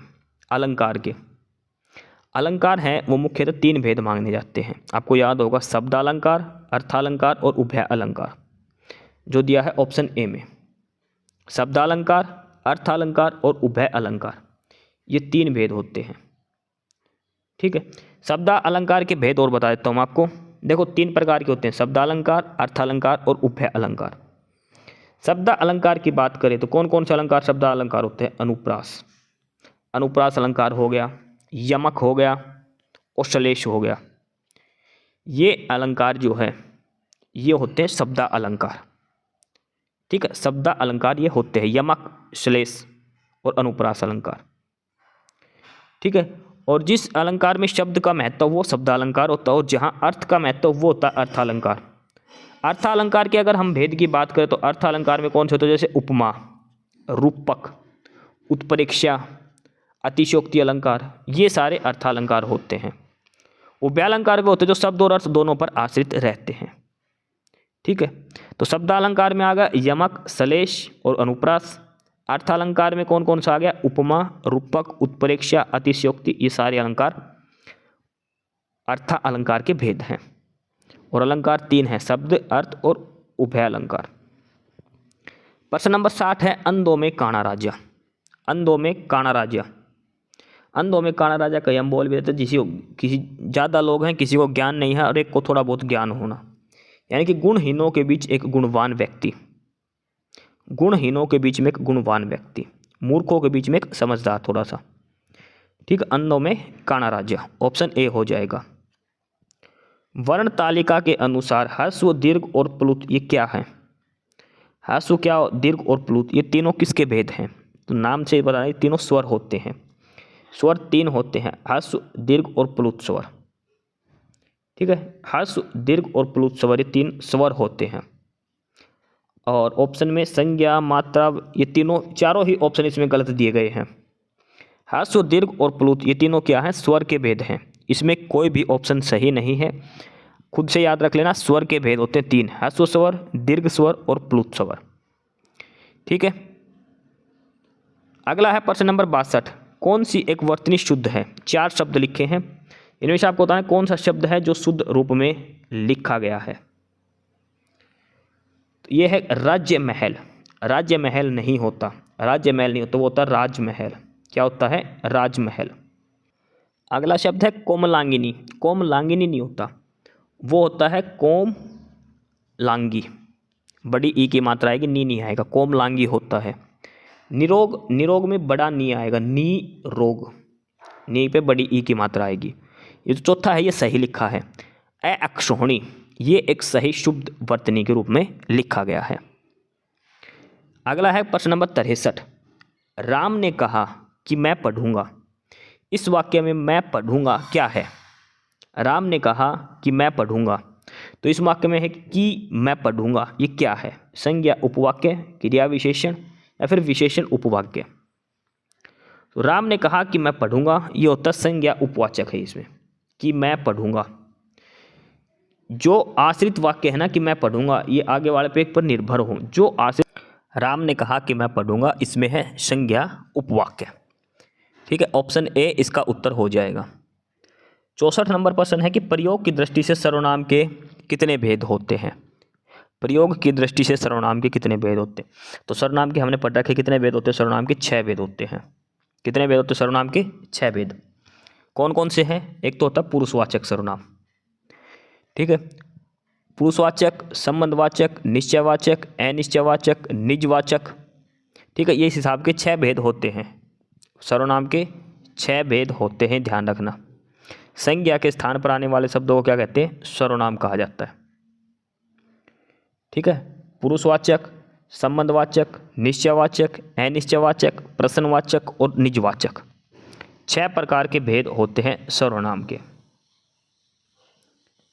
अगला है प्रश्न नंबर 65 और इसमें दिया है कि ऋषि एक संज्ञा शब्द है, इसका विशेषण क्या बनेगा? ऋषि एक संज्ञा शब्द है, वो विशेषण क्या होता है? जो संज्ञा की विशेषता बताए, यानी कि जो ऋषि की विशेषता बताएगा वो ऋषि शब्द का विशेषण क्या बनेगा? आर्ष, ऋषितुल्य, ऋषिकल्प, ऋषिवत। आप सोच भी नहीं सकते और ये बनेगा आर्ष। काफ़ी इंपॉर्टेंट है, समझदार वाला क्वेश्चन है, तसल्ली से करना। कहीं आप इनमें से अगर तुक्के लगाएंगे तो आधे बच्चा कोई ऋषिकल्प लगाएगा, कोई ऋषितुल्य लगाएगा। ऋषि शब्द का जो विशेषण बनेगा वो बनेगा आर्ष। आर्ष, ध्यान रखना, ऑप्शन ए इसका उत्तर होगा। प्रश्न नंबर 66 है आगे। वह हमेशा अपने भाई के गीत गाता रहता है। वाक्य में अव्यय कौन है? वह हमेशा अपने भाई के गीत गाता रहता है, यानी कि वो हमेशा अपने भाई के बारे में ही जिक्र करता रहता है। इसमें अव्यय बताना है। 4 ऑप्शन है, ये ऊपर प्रश्न पे ध्यान मत दो, आपको ये शब्द है वह, अपने, हमेशा और गीत। इन चारों में से ये बताना अव्यय कौन सा है। अव्यय वो होता है जिस पर कोई प्रभाव ना पड़े लिंग वचन कारक का। देखो गीत, गीत गाना, गीत क्या हो गया? ये तो एक संज्ञा शब्द हो गया। जो व्यक्ति, वस्तु, जाति, भाव आदि होता है वो संज्ञा शब्द है। ठीक है, वह एक शब्द है, वह और अपने, ये 2 शब्द क्या हो गए? ये होते सर्वनाम। वह, तुम, तुम्हारा, अपने, हमारा, ये सारे होते सर्वनाम। अब जो बच गया शब्द वो हो गया अव्यय, हमेशा। ऑप्शन बी जो है हमेशा, ये शब्द दिया है अव्यय शब्द। हमेशा पे कोई फर्क नहीं पड़ेगा, हमेशा चाहे लड़की के लिए प्रयोग हो, लड़का के लिए, एक के लिए, अधिक के लिए, हमेशा हमेशा ही रहेगा। ऐसा तो नहीं कि हमेशा बन जाता है लड़की के लिए, हमेशा बन जाता है। जिस शब्द पर लिंग वचन कारक का कोई प्रभाव ना पड़े, तो हमेशा इसमें अव्यय है, ऑप्शन बी। दिए गए विकल्पों में से कौन सा शब्द स्त्रीलिंग नहीं है? 4 में से 3 शब्द ऐसे हैं जो स्त्रीलिंग भाव रखते हैं और एक है जो पुल्लिंग है। चिल्का, झील, झील हो गया स्त्रीलिंग है। सब्जी, सब्जी भी स्त्रीलिंग है, सब्जी बन गई, सब्जी जल गई। बुंदेली जो है, बुंदेली शब्द भी स्त्रीलिंग है। लेकिन एक अनानास, अनानास खाना, अनानास खाया मैंने, ये तो नहीं कहा अनानास खाई, अनानास खाया गया, अनानास काटा गया। तो अनानास क्या है, ये एक पुल्लिंग शब्द है, ये स्त्रीलिंग शब्द नहीं है, बाकी तीनों स्त्रीलिंग शब्द है। अगला कि ने किस कारक का चिन्ह है। ने जो शब्द है, ने जो है चिन्ह, ये किस कारक का चिन्ह है। देखो कारक 8 होते हैं, कर्ता, कर्म, करण, संप्रदान, आपादान, संबंध, अधिकरण। ठीक है, इस हिसाब से 8 कारक होते हैं और हर कारक की आपको विभूति याद रखनी। जैसे ने होती है कर्ता की, कर्ता ने। कर्म का क्या चिन्ह होता है, को। कर्ता ने कर्म को। करण क्या होता है, से या फिर के द्वारा। एक पूरा पैसेज की तरह याद रख लो, कर्ता ने कर्म को, करण से, के द्वारा, संप्रदाय के लिए, आपादान के अलग होना, संबंध का के की रारेरी, अधिकरण में पर और संबोधन हे अरे ओ। ये 8 भेद होते हैं कारक के अलग अलग चिन्ह के साथ। तो ने किस कारक का चिन्ह है, कर्ता कारक का। कर्म का, कर्म कारक का पूछे तो आएगा को। अगला तद्भव शब्द बताना है। 4 शब्द दे रखे हैं नीचे, इनमें से कौन सा शब्द तद्भव है। अचरज, अंगरक्षक, अंधकार या फिर आशा। तो तद्भव शब्द जो है इनमें से वो है अचरज। अचरज, ठीक है, अचरज यानी कि आश्चर्य, ठीक है। और तत्सम शब्द है इनमें से अंधकार, आशा, अंगरक्षक, ये तीनों तत्सम शब्द हैं। अचरज का मतलब होता है हैरानी, आश्चर्य होना, ये तद्भव शब्द है। अभ्यागत शब्द में उपसर्ग बताओ। उपसर्ग यानी कि जो आगे लगता हो। अभ्यागत शब्द में उपसर्ग क्या है, अभी, अभ्य, ए या अम्ब। तो अभ्यागत का होता है अभी, अभी प्लस आगत, अभ्यागत। ठीक है, तो इसमें क्या आएगा, अभी उपसर्ग आएगा अभ्यागत में। तो यहाँ पे हमारे 70% पूरे हो गए। 70% इस प्रैक्टिस सेट के पूरे हो गए, 30% बच गए। 30 में से 15 गणित के हैं, 15 रीजनिंग के हैं। Hindi, English, GK, Haryana GK, computer, ये सारे टॉपिक हमने इसमें कर लिए हैं। अब प्रश्न नंबर 71 से आगे जो हमारा शुरू हो रहा है, ये हमारा गणित शुरू हो गया। 15% आएंगे अब गणित के और लास्ट के 15% रहेंगे रीजनिंग के। ठीक है, अब हम यहाँ से गणित का शुरू करते हैं प्रश्न नंबर 71 के साथ। सवाल नंबर 71 है कि एक न्यूनतम संख्या है 2, 3, 9, 7 में जोड़ने पर 3, 4, 5, 6, 7 से पूर्णतः विभाजित हो जाए। कहने का मतलब है कि 2397 एक संख्या दी गई है, इसमें छोटी से छोटी संख्या क्या जोड़े कि ये पूरा का पूरा 3, 4, 5 और 6 से भाग हो जाए। जोड़ना है, ध्यान रखना। 2397 में क्या जोड़े कि 3, 4, 5 और 6 से भाग हो जाए, छोटी से छोटी संख्या। तो इसके लिए क्या करना है, 3, 4, 5 और 6 इसका एलसीएम निकाल लो। 3, 4 और 5, 6 का एलसीएम क्या आएगा, 60। 60 वो छोटी से छोटी संख्या है, तो 3, 4, 5 और 6 चारों से भाग होती है। अब 2397 को 60 से भाग दे दो। जब भाग दोगे तो लास्ट में शेष बचेगा 57। अगर शेष 0 बचता तो कुछ भी नहीं जोड़ना पड़ता। अब शेष बचेगा इसमें 57, भाग देना 60 से और संख्या जोड़नी है। तो 57 में कितना जोड़ेंगे, पूरा 60 से भाग हो जाए, 3 जोड़ेंगे। ठीक है भाई, 2397 को हम 60 से भाग देंगे तो शेष बचेगा हमारा 57। लेकिन हमें तो पूरा पूरा भाग करवाना है, तो 57 में अगर हम 3 जोड़ देंगे तो 60 बनेगा, जो पूरा भाग हो जाएगा। तो इसमें न्यूनतम क्या संख्या जोड़ी जाएगी, 3 जोड़ी जाएगी। अगर इसमें पूछा जाए कि क्या घटाया जाए कि पूरा का पूरा भाग हो जाए, तो 57 घटाया जाए। अगर पूछता ना कि कितना घटाया जाए तो 57 घटेगा। जोड़ने की बात हो रही तो 57 में 3 जुड़ेंगे तभी तो 60 बनेगा, 60 से पूरा पूरा भाग होने के लिए तो जुड़ेगा 3। घटाने की पूछता तो 57 घटता। सवाल नंबर 72 है कि मान लीजिए x एक सबसे बड़ी संख्या है जो 12,085, 16,914 और 13,841 को भाग करके प्रत्येक दशा में शेष समान बचता है। तो x के अंकों का योग बताओ।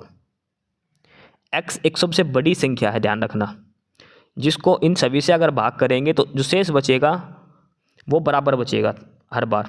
तो x का जो अंक है उनका योग बताना है। ठीक है, तो ऐसे करने के लिए क्या निकालते, पहले इनका अंतर निकाल लो, यानी कि HCF हमें निकालना पड़ेगा इन तीनों संख्याओं का। 12,085, 16,914 और 13,841।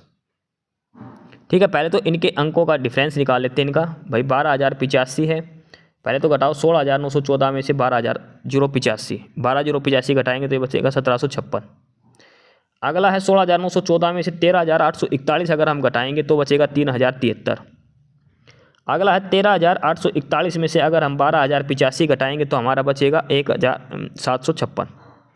इस हिसाब से ये 3 संख्याएं बचेंगी आपस में घटाएंगे तो पहले 16,000 सबसे बड़ी है, इसमें से दोनों संख्या घटाओ तो एक बार बचेगा 4,829, एक बार बचेगा 3,073 और फिर इन दोनों में से आपस में घटाओगे तो बचेगा 1,756। ये 3 इन संख्याओं का अंतर बचेगा। ठीक है, अब क्या करना है, इन तीनों का HF निकाल दो, वो उत्तर हो जाएगा।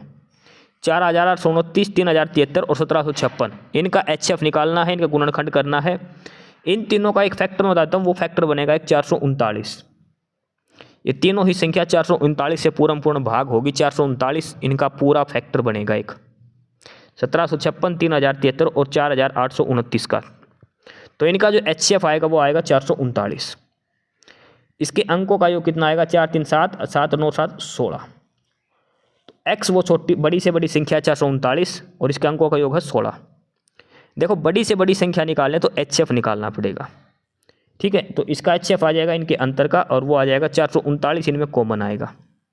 439 HF हो जाएगा, इसके अंकों का योग कितना हो जाएगा, 16 हो जाएगा।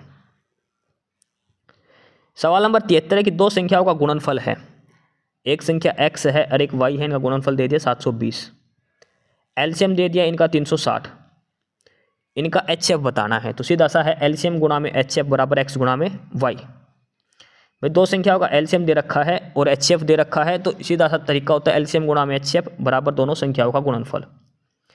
एलसीएम हो गया और HF मान लिया x, दोनों संख्याओं का गुणा करो, दोनों संख्याओं का गुणनफल कितना है, अच्छा उल्टा लिख दिया क्या, एलसीएम है 360, HF मान लिया h, दोनों संख्याओं का गुणनफल कितना है 720, तो h कितना आ जाएगा, HF आ जाएगा 36 दूनी 72 2, तो इनका HF कितना हो जाएगा, 2 हो जाएगा। एलसीएम गुणा में HF बराबर दोनों संख्याओं का गुणनफल होता है, ये ध्यान रखना। अगला है ये सोल्व करना है, सरल करना है, तो ये भाग का सोल्व हो जाएगा, ये का वाला भी और ये भाग वाला भी, तीनों सोल्व करना है। सबसे पहले होगा का, ये ध्यान रखना, सबसे पहले होगा का वाला सोल्व, भाग से पहले का, क्योंकि हम पढ़ते हैं board mass BOD, bracket of का हिंदी मतलब होता है का। सबसे पहले ब्रैकेट सोल्व होगा, फिर आएगा का वाला, तो का ये होगा सोल्व पहले। 1/5 का मतलब होता है गुणा, 1/5 गुणा 25/4, ये 5 से 5 कट जाएगा, ये आएगा 5 भाग में 5/4 जमा 20/3 और ये भाग में है तो क्या होगा 9/100, 3 तिया 9, 20 5 100 और ये उधर भाग का है तो ये कितना हो जाएगा 4/5। ठीक है, इस हिसाब से इसको सोल्व करना है और लास्ट में आ जाएगा 5 गुणा में 4/5 करेंगे तो 4 आ जाएगा और इधर आ जाएगा 20, 3 तिया 9, 3/20 ना 20 5 100, 3/5, 4 जमा 3/5 और इसको जोड़ेंगे तो कितना 4 5 20 और 3 23, 23/5 इसका उत्तर आ जाएगा। इसमें ध्यान रखना पहले का सोल्व करना है, BODMAS, तो सभी को बता के डिवाइड मल्टीप्लाई, इससे पहले आता ओ मतलब होता ऑफ को हिंदी में बोलते हैं का, और का मतलब होता है गुणा। तो पहले ये का वाला सोल्व करना है, ध्यान रखना, का अर्थ होता है गुणा करना। प्रश्न नंबर 75 दिया है, 30 कर्मचारी और 5 मैनेजर का औसत मासिक वेतन 80,000 रुपये है। 1,80,000 वेतन वाले एक मैनेजर को एक नए मैनेजर द्वारा बदल दिया गया। अब औसत मासिक वेतन 78,500 हो जाता है, तो नए मैनेजर का मासिक वेतन क्या है। इसमें है कि देखो पहले 30 एम्प्लॉय थे और 5 मैनेजर थे, टोटल 35 जने थे। उनका एवरेज जो मतलब हर महीने जो एवरेज जो सैलरी पड़ती थी वो पड़ती थी 80,000 रुपये एवरेज। इसके बाद एक मैनेजर चला गया, उस मैनेजर की सैलरी थी 1,80,000 रुपये हर महीने। नया मैनेजर आ गया, बंदे तो 35 रहे लेकिन पहले 80,000 एवरेज थे, वो घट के कितनी हो गई 78,500 हो गई। इसका मतलब भाई नए मैनेजर को कम मिलते हैं, पहला जो मैनेजर था 1,80,000, इससे कम मिलते हैं नए मैनेजर को। नए मैनेजर का वेतन बताना है, तो इसमें देखो 80,000 एवरेज था पहले 35 कर्मचारियों का, टोटल 35 का, 30 कर्मचारी 5 मैनेजर, 35 जनों का 80,000 एवरेज था। नया एवरेज हो गया 78,500, कितना कम एवरेज हो गया 1,500 रुपये। 35 कर्मचारियों में से 1,500 का एवरेज कम हो गया, तो टोटल कितना कम हो गया ये, यानी कि हर कर्मचारी के 1,500 रुपये कम हो गए, तो टोटल कितने कम हो गए ये 35 को 15 से ये करेंगे तो ये आएगा 52,500। 52,500 टोटल एवरेज रुपए कम हो चुके हैं, यानी कि पहले 1,80,000 जिसको मिलते थे उसकी जगह जो नया कर्मचारी आएगा, नया मैनेजर आया है, उसको 52,000 रुपये उससे कम मिलते हैं। इसी वजह से इनका एवरेज कम हो गया। तो 1,80,000 में से 52,500 घटा देना, और 1,80,000 में से 52,500 हम घटाएंगे तो आएगा 1,27,500। ठीक है, तो नए मैनेजर का वेतन कितना आ जाएगा? 1,27,500। 1,27,500 हो जाएगा भाई। 35 कर्मचारी थे और हर कर्मचारी का 1,500 रुपये कम हो गए, तो 1,500 को 35 से गुणा करना, वो आ जाएगा 52,500। यानी कि नए मैनेजर की वजह से 52,500 रुपये का नुकसान हो गया। तो पहले वाले को 1,80,000 मिलते थे, तो इसको 52,500 रुपये कम मिलेंगे। कितने मिलेंगे? 1,27,500। ऑप्शन सी आंसर हो जाएगा। ठीक है, गुणा भाग मत करना कि 35 को 80,000 से भाग करो, फिर टोटल वेतन निकालो, फिर 78,500 को फिर 35 से गुणा करो, फिर जो आएगा उसको 1,80,000 में से घटाओ, बात यहीं पड़ेगी। इतना ज़्यादा गुणा भाग करना ही नहीं है। सीधे कर्मचारी हैं, उनका औसत वेतन जितना फर्क पड़ गया वो घटा दो नए वेतन में से। अगला है प्रश्न नंबर 76। सवाल दिया है कि एक थैले में सिक्के हैं 1 रुपये का, 2 रुपये का और 5 रुपये का, और टोटल जो रकम है वो है 840। तो ये बताने कि 5 रुपये के कितने सिक्के हैं बैग में। 1 रुपये का सिक्के हैं, 2 रुपये के और 5 रुपये के सिक्के हैं बैग के अंदर, और टोटल जो रुपये अमाउंट है वो है 840 रुपये है बैग में। तो ये बताना है कि 5 के कितने सिक्के हैं, और इनका अनुपात दिया है ऊपर देखो हिंदी वाले में 8:1:5 में। 1, 2 और 5 के सिक्कों का अनुपात है 8:1:5। यानी कि अगर हम माने कि 8, 1 और 5, 1 रुपये के अगर 8 सिक्के हैं तो कितने रुपये बन गए? 8। 2 रुपये का अगर 1 सिक्का है तो कितने रुपये बन गए? 2 रुपये। 5 रुपये वाले के अगर 5 सिक्के हैं तो कितने रुपये बन गए? 25 रुपये। टोटल कितने रुपये बन गए? 35 रुपये। लेकिन 35 की जगह दे कितने रखे हैं? 840। कितना गुना दे रखे हैं ये भाई? होने तो नॉर्मल अगर 35 थे भाई, अगर 1-1 सिक्का है तो तीनों का जो अनुपात दे रखा, अगर इसी अनुपात में सिक्के हैं भाई, मान ले 1 रुपये के 8 सिक्के हैं, 2 रुपये का 1 सिक्का है और 5 रुपये के 5 सिक्के हैं, इसी अनुपात में होने थे, तो ये इसका कितना बनने तो 35 रुपये, लेकिन दे कितने रखे हैं? 840 रुपये। कितना गुना दे रखे हैं? 24 गुना। हमें ये बताना है कि 5 रुपये के कितने सिक्के हैं, तो 5 रुपये के सिक्के भी कितने गुना हो जाएंगे? 24 गुना। तो 24 5 कितने हो गया? 120। यानी कि 5 रुपये के कितने सिक्के हैं? उसमें 120 सिक्के हैं। अगर ये पूछ 2 रुपये के कितने सिक्के हैं, तो 1 को 24 से गुणा करते, 2 रुपये कितने सिक्के हैं? उसमें 24। 1-1 रुपये के सिक्के पूछते तो 8 हैं, 8 को 24 से गुणा कर देते। इस हिसाब से अलग अलग सारे सिक्के निकल जाते। इसमें 5 वाले पूछे तो 5 के कितने सिक्के उस बैग में? 120 सिक्के हैं 5 रुपये के। सवाल नंबर 73 है, ये बड़ा आसान सवाल है। x/3 बराबर y/5 बराबर z/9। x/y/z का अनुपात पूछा है। कुछ मत करना, जो बटे में दे रखा वही अनुपात है, 3:5:9। जो नीचे दे रखा है ये ही इनका अनुपात आएगा। 3:5:9 में ये संख्या दी गई है। 3:5:9 में। ऑप्शन गलत है इसके सारे के सारे, ऑप्शन के चक्कर में मत जाना। 3, 5 और 9 इनका अनुपात हो जाएगा। अगला है प्रश्न नंबर 78। एक परीक्षा में गणित में 66% और अंग्रेजी में 70% अभ्यर्थी उत्तीर्ण हुए। 20% अभ्यर्थी दोनों विषयों में अनुत्तीर्ण की फेल हो गए और 350 अभ्यर्थी दोनों विषयों में पास हो गए। तो कितने अभ्यर्थी परीक्षा में बैठे थे? देखो इसमें दिया है कि 66% बच्चे वो गणित में पास हो गए, 70% इंग्लिश में, लेकिन 20% बच्चे ऐसे जो दोनों में फेल हो गए, वो छोड़ दो। लेकिन इसने कहा कि 350 बच्चे ऐसे हैं जो टोटल दोनों सब्जेक्ट में पास हुए हैं, गणित में भी और इंग्लिश में भी। तो ये बताओ कि पेपर कितने बच्चों ने दिया था? देखो 66% बच्चे इंग्लिश में पास हैं गणित में और 70% गणित इंग्लिश में। टोटल कितने परसेंट बच्चे हो गए? 7 और 6 13, 136%। 136% पास हैं और 20% पास एक्स्ट्रा जो फेल हैं वो भी अगर इसमें हम जोड़ेंगे तो टोटल कितना होगा? 156%। यानी कि जो 56% जो कॉमन कैंडिडेट्स हैं वो पास हुए हैं इसमें से। इन दोनों को जोड़ दो, 136 हो गया। 20% फेल भी हैं तो कितना हो गया? 156। 100% से ऊपर जितना है इसका मतलब 56% जो बच्चे हैं ये कॉमन है। 56% वो बच्चे हैं, 156 का मतलब है कि जो 56% बच गए वो बच्चे हैं कि जो दोनों पेपर में पास हैं। यानी कि 56% की वैल्यू दे दी 350। 56% बच्चे हो गए जो टोटल दोनों में पास हैं। 100% निकाल दो कि पेपर में बैठे कितने बच्चे थे, तो इसको 56 से भाग दे के 100 से गुणा कर दो, 625 इसका उत्तर आ जाएगा। गणित में 66%, इंग्लिश में 70%। हो गया। इसने कहा कि 20% बच्चे हैं जो दोनों में फेल भी हैं, टोटल 20 बच्चे 20%। लास्ट में 350 को तो हमने बाद में देखना है, 350 जो दिया है इसको हमने बाद में देखना है, ठीक है। तो इसमें टोटल बनेगा, ये बनेगा 136% हो गया दोनों का। और इसमें जो फेल वाले बच्चे हैं वो भी जोड़ें, टोटल कितने बच्चे हो गए 156%। परसेंट है सारा का सारा, 100% प्लस 56%। इसका मतलब है कि 56 बच्चे वो हैं जो रिपीट हो रखे दोनों पेपर के अंदर।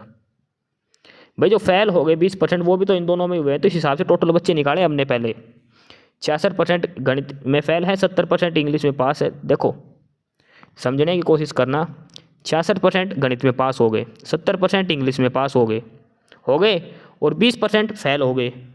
तो सारे स्टूडेंट तो यही तो हो गए पास और फेल को मिला के, यही तो सारे स्टूडेंट पेपर में बैठेंगे। पेपर में 10 बच्चे बैठे हैं, उसने कह दिया 7 बच्चे पास हैं 3 बच्चे फेल, तो पेपर में बैठे कितने 7 + 3। तो इस हिसाब से 66% गणित में पास, 70% इंग्लिश में और 20% फेल हो गए।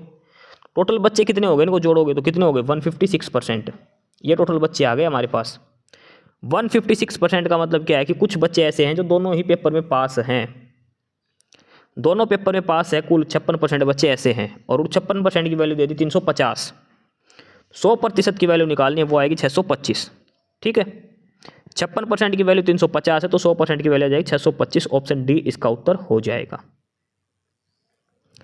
प्रश्न नंबर 79 है, 80 वस्तुओं का क्रय मूल्य 50 वस्तुओं के विक्रय मूल्य के बराबर है, यानी कि 80 का सिप्पी बराबर 50 का एसपी। तो सिप्पी बटे एसपी निकालेंगे हम, तो ये क्या हो जाएगा 50 बटे 80।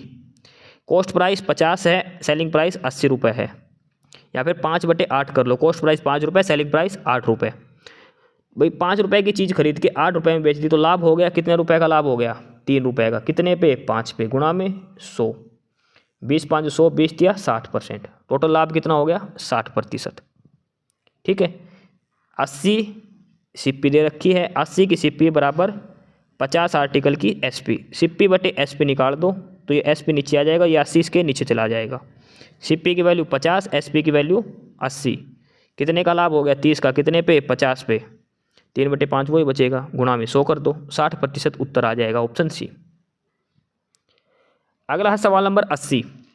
4500 रुपये की एक राशि चक्रवृद्धि ब्याज की दर से उधार दी जाती है, ब्याज की दर 10% और 3 साल बाद धनराशि क्या होगी। 4500 रुपये थे, 10% ब्याज की चक्रवृद्धि ब्याज की दर से आपको ब्याज बताना है, ब्याज जोड़ के अमाउंट बतानी है। तो 10 से कितना हो जाएगा 11, 10 से 11, 10 से 11 हो जाएगा, ठीक है। या तो फिर आप इसको ऐसे कर लो, 4500 रुपये हैं, इसको ऐसे 3 भागों में कर दो। पहले इसका 10% निकालेंगे 450, इसका 10% 450, इसका 450। पहले साल का 450, दूसरे साल का निकलेगा, इस पर 10% 45 आएगा। तीसरे साल का निकालेंगे तो इस पर भी 10% 45, इसका 10% 45 और 45 का 10% 450। ये सारा जोड़ दो, वो नई राशि आ जाएगी और वो आ जाएगी 5989.5। ये ध्यान रखना लास्ट में 5 से पहले पॉइंट हैं, सभी में 5 से पहले पॉइंट है, आप ये निकाल लेना, काफ़ी आसान है। 4500 रुपये का 10% की दर से चक्रवृद्धि ब्याज निकालना है। आप जो ट्री फार्मूला उससे निकाल लो। 4500 का पहले एक साल कितना के ब्याज आ जाएगा 450। अगले साल क्या होगा, इस 4500 पे भी ब्याज लगेगा, फिर से निकलेगा 450 और इस 450 का निकलेगा कितना 45 रुपये। तीसरे साल फिर 4500 पे ब्याज लगेगा 450, इस 450 पे लगेगा 45 रुपये, इस 450 पे लगेगा 45 रुपये और जो पहले वाला 45 था इस पर भी लगेगा तो 4.5 रुपये। ये सारा जोड़ देना है, 5989.5 उत्तर आ जाएगा ऑप्शन डी के साथ। अगला है सवाल नंबर 81। 40% अंगूर के रस को मिश्रण प्राप्त करने के लिए 25% अंगूर के रस में 45% दूध को किस अनुपात में मिलाया जाना चाहिए। कहने का मतलब है कि दूध है 45%, ठीक है, दूध है 45%, अंगूर का रस है 25% और हमें मिक्सर में अंगूर का रस लाना है 40%, तो किस अनुपात में ये मिलाना है। तो इनका सीधा सा एलिगेशन लगा दो, ये एक बच गया 15, उधर बचेगा 5, यानी कि 3:1 में। सीधा एलिगेशन लगाना, 45% दूध, 25% जूस और एवरेज जो आ जाएगा मिक्सर में 40%। एलिगेशन लगा दो, 3:1 इसका उत्तर आ जाएगा ऑप्शन बी में जो दिया गया है। सीधा एलिगेशन लगेगा, दूध यानी कि 45%, अंगूर का रस 25%, मिश्रण में आना चाहिए कितना 40%, बस निकाल लो, ठीक है। अगला है 82 का, 40 मैकेनिक एक बाइक को 56 दिन में ठीक करते तो 32 मैकेनिक, MDH का फार्मूला लगेगा मैन डे और आवर बटे वर्क। ठीक है, तो इसमें मैन दे रखे 32, डे निकालना है डी, ये 8 चौक 32, 8 5 40 और ये 4 से काटेंगे 4 चौक 14 चौक 56 और 14 गुणा 5 करेंगे 14 5 70, यानी कि 70 दिन लगेंगे 32 मैकेनिक को काम पूरा करने के लिए, जो काम 40 मैकेनिक 56 दिन में कर देते हैं वो। या फिर ऐसे भी निकाल लो, 40 मैकेनिक काम कितना दिन में करते हैं 56 दिन में, एक मैकेनिक कितने में करेगा 56 बटे 40, 32 मैकेनिक कितने दिन में करेंगे 32 से गुणा कर दो इसको, जो सिंपल हम पहले दूसरे के तरीके से निकालते हैं। या फिर MDH का फार्मूला लगा लो, मैन डे आवर बटे वर्क बराबर MDH बटे W2 वो वाला। ठीक है, तो 14 5 70, ऑप्शन डी इसका उत्तर हो जाएगा। प्रश्न नंबर 83 है, यदि धीरज एक 100 मीटर चौड़ी सड़क को 25 सेकंड में पार करता तो उसकी स्पीड बताओ। तो स्पीड क्या होता है, डिस्टेंस अपॉन में टाइम, यानी कि 4 मीटर पर सेकंड, 100 बटे 25 4 मीटर पर सेकंड। इसमें तो किलोमीटर में नहीं निकालना, तो सीधा उत्तर आ जाएगा 4 मीटर पर सेकंड। अगर किलोमीटर में निकालना होता तो 18 बटे 5 से इसको गुणा कर देते। ऑप्शन देख के ध्यान से करना, ऑप्शन भी मीटर पर सेकंड में है तो सीधा निकल जाएगा 4 मीटर प्रति सेकंड। 84 नंबर है, ये पाई चार्ट का दिया है, ये सोल्व कर लेना आप देख के। 85 नंबर है, ये भिन्न का दे रखा है, अवरोही क्रम में लिखनी है, यानी कि आगे सबसे बड़ी भिन्न, फिर छोटी, फिर छोटी, फिर सबसे छोटी। अब एक चीज़ देखो, सारी भिन्न एक साथ है लगातार, 1/2, 2/3, 3/4, 4/5। तो ये समझा रखा है कि जो दो लास्ट में जो सबसे दो बड़ी संख्याएं होंगी ना, वो सबसे बड़ी भिन्न होगी। 4/5 सबसे बड़ी है, सबसे छोटी है 1/2। 4/5 सबसे बड़ी होगी, सबसे छोटी होगी 1/2, उससे बड़ी होगी 2/3, 3/4। सीक्वेंस में आएंगी ये भिन्न। अगर लगातार सीक्वेंस में दे रखा ना 1/2, 2/3, 3/4 करके 99/100 तक कितना भी दे रखी हो, तो लास्ट वाली सबसे बड़ी होगी, 1/2 सबसे छोटी भिन्न होगी, ध्यान रखना। अगर लगातार ऊपर नीचे क्रमागत संख्याएं दे रखी है तो ऑप्शन सी उत्तर हो जाएगा, या फिर आप इनको पॉइंट में कर लेना, सही आ जाएगा। 85 सवाल हो गए, यहाँ पे गणित पूरा हो गया, GK, reasoning, math, English, reasoning रह गए, बाकी सारा कंप्लीट हो गया। प्रश्न नंबर 86 से अब हम रीजनिंग करने लग रहे हैं। प्रश्न नंबर 86 से हमारी रीजनिंग शुरू हो गई। 15 सवाल है रीजनिंग के और हमारा मॉक टेस्ट पूरा हो जाएगा। इसमें क्या कहा है कि 2 कथन दिए गए हैं, कथन 1 और कथन 2, और उसके लिए हमें इस शब्द का जो कूट भाषा में जो दे रखा वो बताना है। आपको ये नहीं बताना कि इसका क्या आएगा, आपको ये बताना कि अगर हम 22 का अगर उत्तर निकालें तो दोनों स्टेटमेंट में से दोनों जरूरी है या सिर्फ एक स्टेटमेंट से उत्तर निकल जाएगा, ये पूछा है। 22 को डिकोड करने के लिए स्टेटमेंट एक ही जरूरत है या 2 की जरूरत है, या फिर दोनों में से कोई की जरूरत नहीं है, फिर दोनों की मिलकर जरूरत है। ठीक है, इस वर्ड को डिकोड करने के लिए। तो आप पहली स्टेटमेंट देखो, C22 10 एप्पल, और इसका कोड लिख रखा है ये C22 10 एप्पल। और इसी में दूसरा है कि 5 apples eaten by him, 5 apples eaten by him, इनका कोड कर रखा है। अब ऊपर और नीचे में कॉमन क्या है, एप्पल्स, एप्पल्स दोनों में कॉमन है, लेकिन हमें तो 22 देखना है। 22 ना ऊपर वाले में ना इसमें, खाली ऊपर वाले में है, पहले सेंटेंस में दूसरे में नहीं है, तो हम 22 को डिकोड नहीं कर सकते। दूसरे कथन में दिया है it happens because of him, और दूसरा है कि सी इज माई फ्रेंड। अब इनमें से हम 22 को निकाल सकते हैं। देखो, हमें BUYS जो वर्ड है इसको डिकोड करना है, वो सिर्फ और सिर्फ पहले कथन के पहले वाक्य में दिया गया है। तो सी हटाओ, पहले तो सी किस में है, पहले कथन के पहले वाक्य में और दूसरे कथन के दूसरे वाक्य में, दोनों में सी कॉमन है। तो सी के लिए कौन सा कोड यूज करा गया है इसमें से देखोगे तो दोनों में सू कॉमन है, SU बन गया सी के लिए। ठीक है, अगला है 22, हमें ढूंढना 10 कहाँ की यूज किया गया है। 10 का यूज कहीं भी नहीं किया गया, 10 का यूज ना ऊपर किया गया ना नीचे, कहीं भी नहीं किया गया। एप्पल्स इन दोनों में किए गए हैं, तो एप्पल्स के लिए इन दोनों में कॉमन क्या है, का, एप्पल का हो गया का। अब एक तो शब्द बच गया VI और एक बच गया RA, और हमारे पास शब्द बच गए 22 और 10। तो 22 और 10 को हम कैसे भी सोल्व नहीं कर सकते, हमें वर्ड निकालना सिर्फ 22 का। कथन 1 और 2 दोनों को मिलाकर भी हम उत्तर नहीं ढूंढ पाए, ये निष्कर्ष निकला, क्योंकि 22 अकेला ढूंढना था, लेकिन 22 दोबारा कहीं यूज नहीं किया गया इसमें, BUYS दोबारा कहीं भी यूज़ नहीं किया गया इसमें, और ना ही 10 यूज़ किया गया दोबारा। तो हम कैसे बताएंगे 10 का कौन सा कोड है, 22 का कौन सा कोड है। सी यूज़ किया गया था पहले कथन में और दूसरे में, तो वहाँ तो सी का निकाल दिया, एप्पल्स का निकाल दिया, लेकिन 22 और 10 2 वर्ड रह गए। तो हम कथन 1 और 2 दोनों को मिलाने के बाद भी हम उत्तर नहीं निकाल पाए। ठीक है, दोनों ही इनसफिशिएंट हैं। ठीक है, स्टेटमेंट 1 और 2 दोनों ही इनसफिशिएंट हैं। The fact given in both statement 1 and 2 together are not sufficient. Statement 1 और जो दो ने रखी है वो दोनों ही सफिशिएंट नहीं है। ठीक है, दोनों को मिला करने के बाद भी हम उत्तर नहीं दे पाए। ऑप्शन ए इसका उत्तर हो जाएगा। प्रश्न नंबर 87 है, ये फैमिली रिलेशन का है। इसमें क्या दे रखा है एक बार फटाफट से देख लो। क्यू की माँ है P, Q's mother is P's sister. Q की जो माँ है वो पी की बहन है। क्यू की जो माँ है, मान लो यहाँ पे क्यू की कोई माँ हो गई, वो बहन है पी की। ठीक है, ये क्यू की माँ हो गई, ये पी की बहन हो गई, और एम की डॉटर है, यानी कि ये जो है ये एम की डॉटर है। जो क्यू की माँ है ना, क्यू की नानी हो गई एम, और क्यू की मौसी या मामा हो गया पी, ये हो गया। ठीक है, S is the daughter of P. S जो है वो पी की डॉटर है। एंड सिस्टर ऑफ टी, यानी कि पी के दो बेटे हैं, टी और एस। पी के दो बेटे हैं, टी और एस, ये दो पी के बेटे हैं। एम का टी से क्या संबंध है? एम का टी से क्या संबंध है? तो एम का टी से वही संबंध है जो एम का क्यू से भी है। एम जो है वो पी की भी माँ है और इस क्यू के माँ की भी माँ है एम। ठीक है, एम और टी का क्या संबंध हो गया? एम के बारे में जेंडर नहीं दिया गया, एम का जेंडर नहीं दिया गया था। देखो क्यू दिया था, उसके बाद यहाँ पे क्यू की माँ दी गई थी, और क्यू की माँ कौन थी? एम।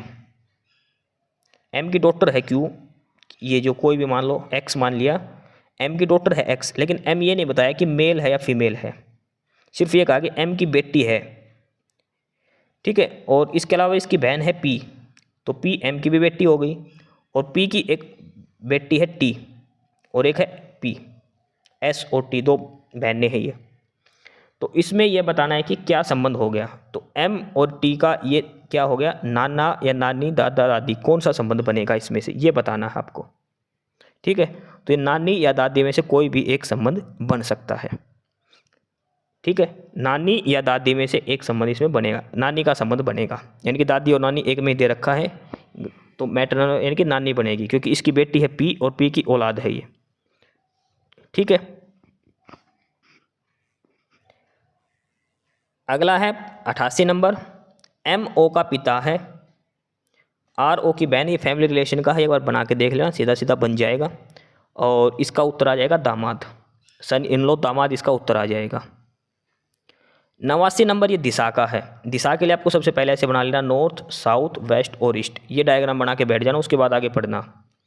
30 किलोमीटर उत्तर में चल गई ऊपर 30 किलोमीटर। उसके बाद दाएं मुड़ के 15 किलोमीटर इधर चल ली, 30 किलोमीटर इधर चली थी। 15 के बाद वो वापस दाएं मुड़ के 30 किलोमीटर, यानी कि वापस पूर्व दिशा में आ गई। भैया ऊपर भी 30 गई थी और वापस 30 आ गई, तो मतलब ये 15 बच गई। आरंभ से कितनी दूरी पर और किस दिशा में है? तो शुरू यहाँ बीच में से करा, इधर है पूर्व की दिशा में, और कितना किलोमीटर है? 15 किलोमीटर, यानी कि 15 किलोमीटर पूर्व दिशा में है ये। ऐसे पर्सन में घुमा फिरा के वहीं पे ले आते तो इसका उत्तर वही आ जाएगा, 15 किलोमीटर पूर्व दिशा। ऑप्शन बी इसका उत्तर हो जाएगा। अगला है प्रश्न नंबर 90, और यह है कथन निष्कर्ष। कथन दिया है कुछ और आपको निष्कर्ष बताना है।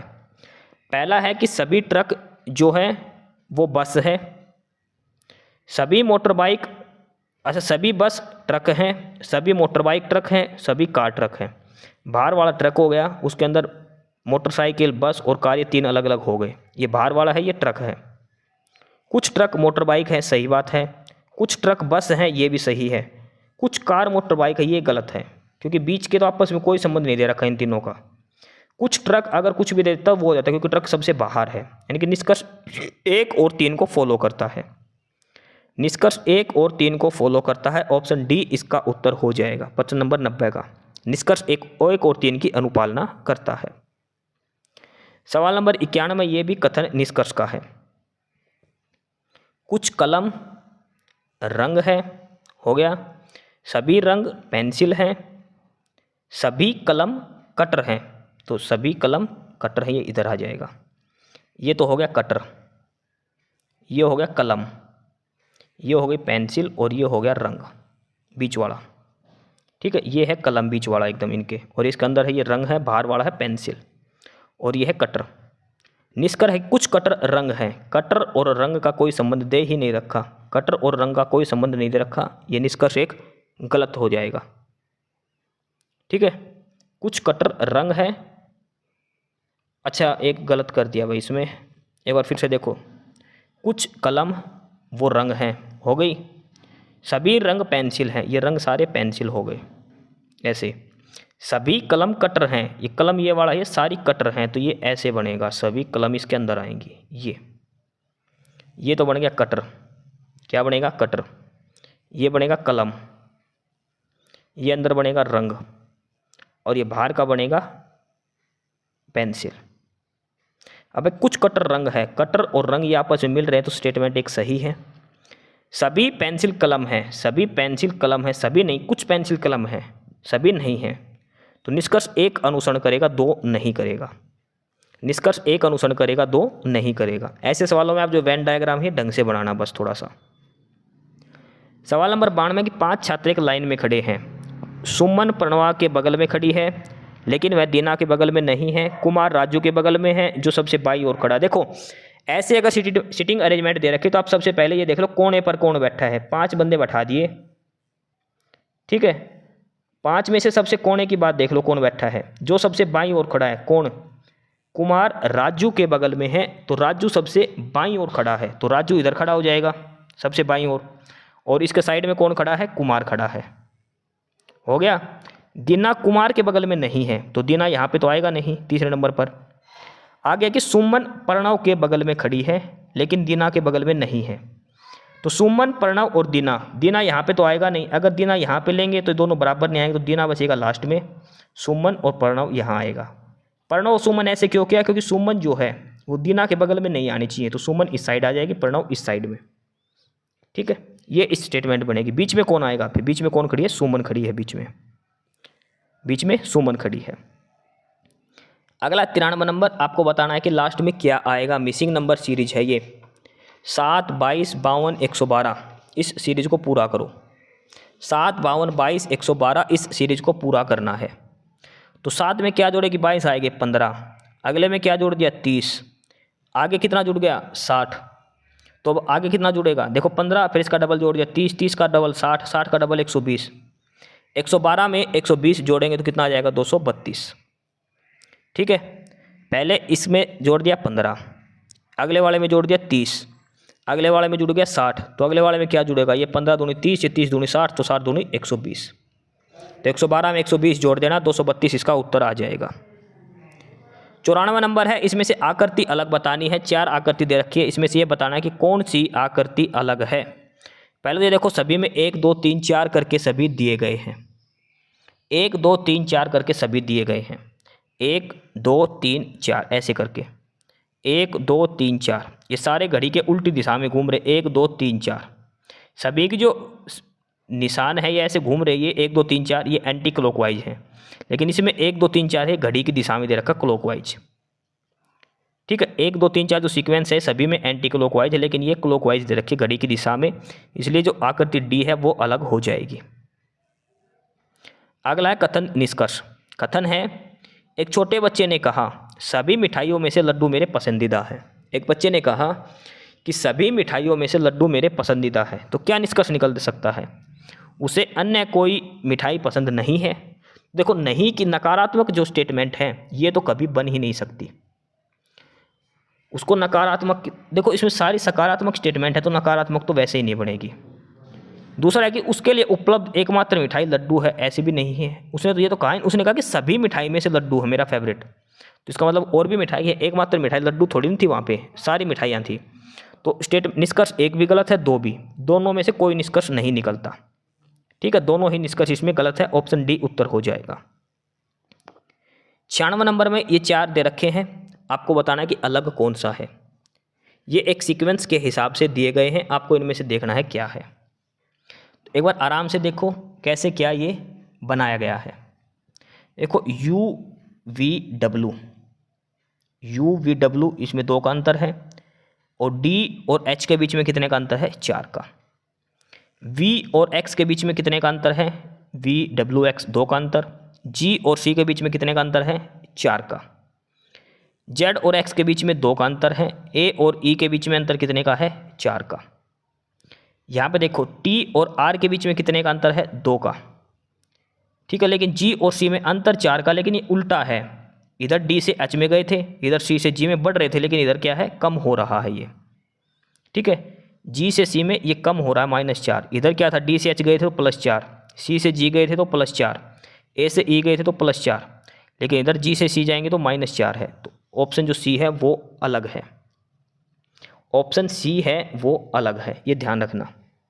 आप इसके चक्कर में मत पड़ना, WD आपस में उल्टे हैं, XC उल्टे, ZA और TG सारे आपस में उल्टे हैं, ये तो सही है, ऐसे आप नहीं निकाल पाओगे, ठीक है। अगला है 97 नंबर, और ये 5 फ्रेंड बैठे हैं इस हिसाब से, देखो ये सिटिंग अरेंजमेंट इन्होंने दे रखी है। अब आगे क्या कहा है कि ओडिसी और पारुल आपस में जगह बदल ली, ओइसी और पारुल, तो यहाँ पे पारुल आ गई, यहाँ पे ओइसी आ गई। अजय और एल्व आपस में बदल गए, तो यहाँ पे आ जाएगा एल्व और यहाँ पे आ जाएगा अजय। विजय और साक्षी ये आपस में, यहाँ पे साक्षी आ जाएगा और यहाँ पे विजय आ जाएगा। तो पारुल के दाएं से दूसरे व्यक्ति के सामने के दाएं से कौन बैठा है, पारुल ये है, इसके दाएं ये हो गई ओडिसी, ठीक है, दाएं पारुल के दाएं से दूसरे ये विजय बैठा है, उसके सामने कौन बैठी है साक्षी, इसके दाएं से दूसरा व्यक्ति, तो साक्षी का दाया इधर नहीं होगा, साक्षी का दाया इस साइड होगा, और वो कौन बैठा है ए यानी कि अजय बैठा है, ठीक है। ये एक बार थोड़ा सा आप चेंज करके देखना, आराम से बैठा के देखना इनको, जो स्टेटमेंट दी है उसके हिसाब से। अगला है 98 नंबर का, ये सेम पर्सन है, उसी स्टेटमेंट से आप ये सिटिंग अरेंजमेंट का करके देख लेना। अगला है 99 नंबर का, ठीक है, इसमें से आपको क्वेश्चन मार्क की जगह बतानी है क्या आएगा, ठीक है, 18, 7, 8, 17 ये बताना है, और ये है 19, 9, 14, 14।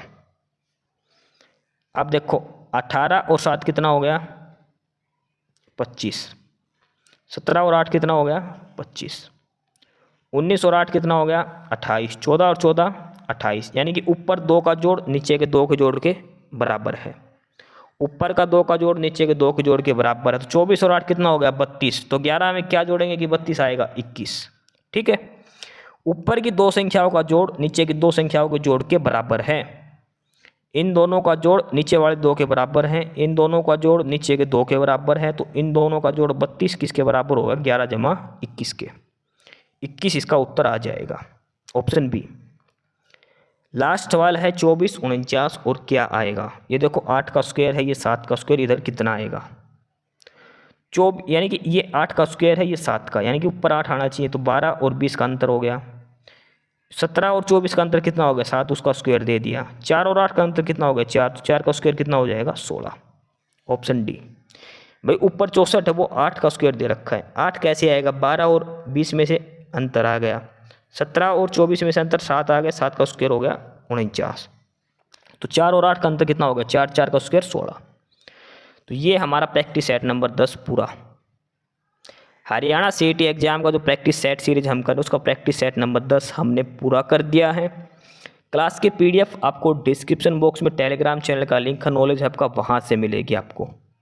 जो पहले बार क्लास देख रहे हैं वो नॉलेज हब सब्सक्राइब जरूर कर लें, ठीक है। और ये जो टेस्ट सीरीज है ये आर्यभट्ट एकेडमी के द्वारा दी गई है, उनके कॉन्टैक्ट डिटेल्स आपको दिए गए हैं।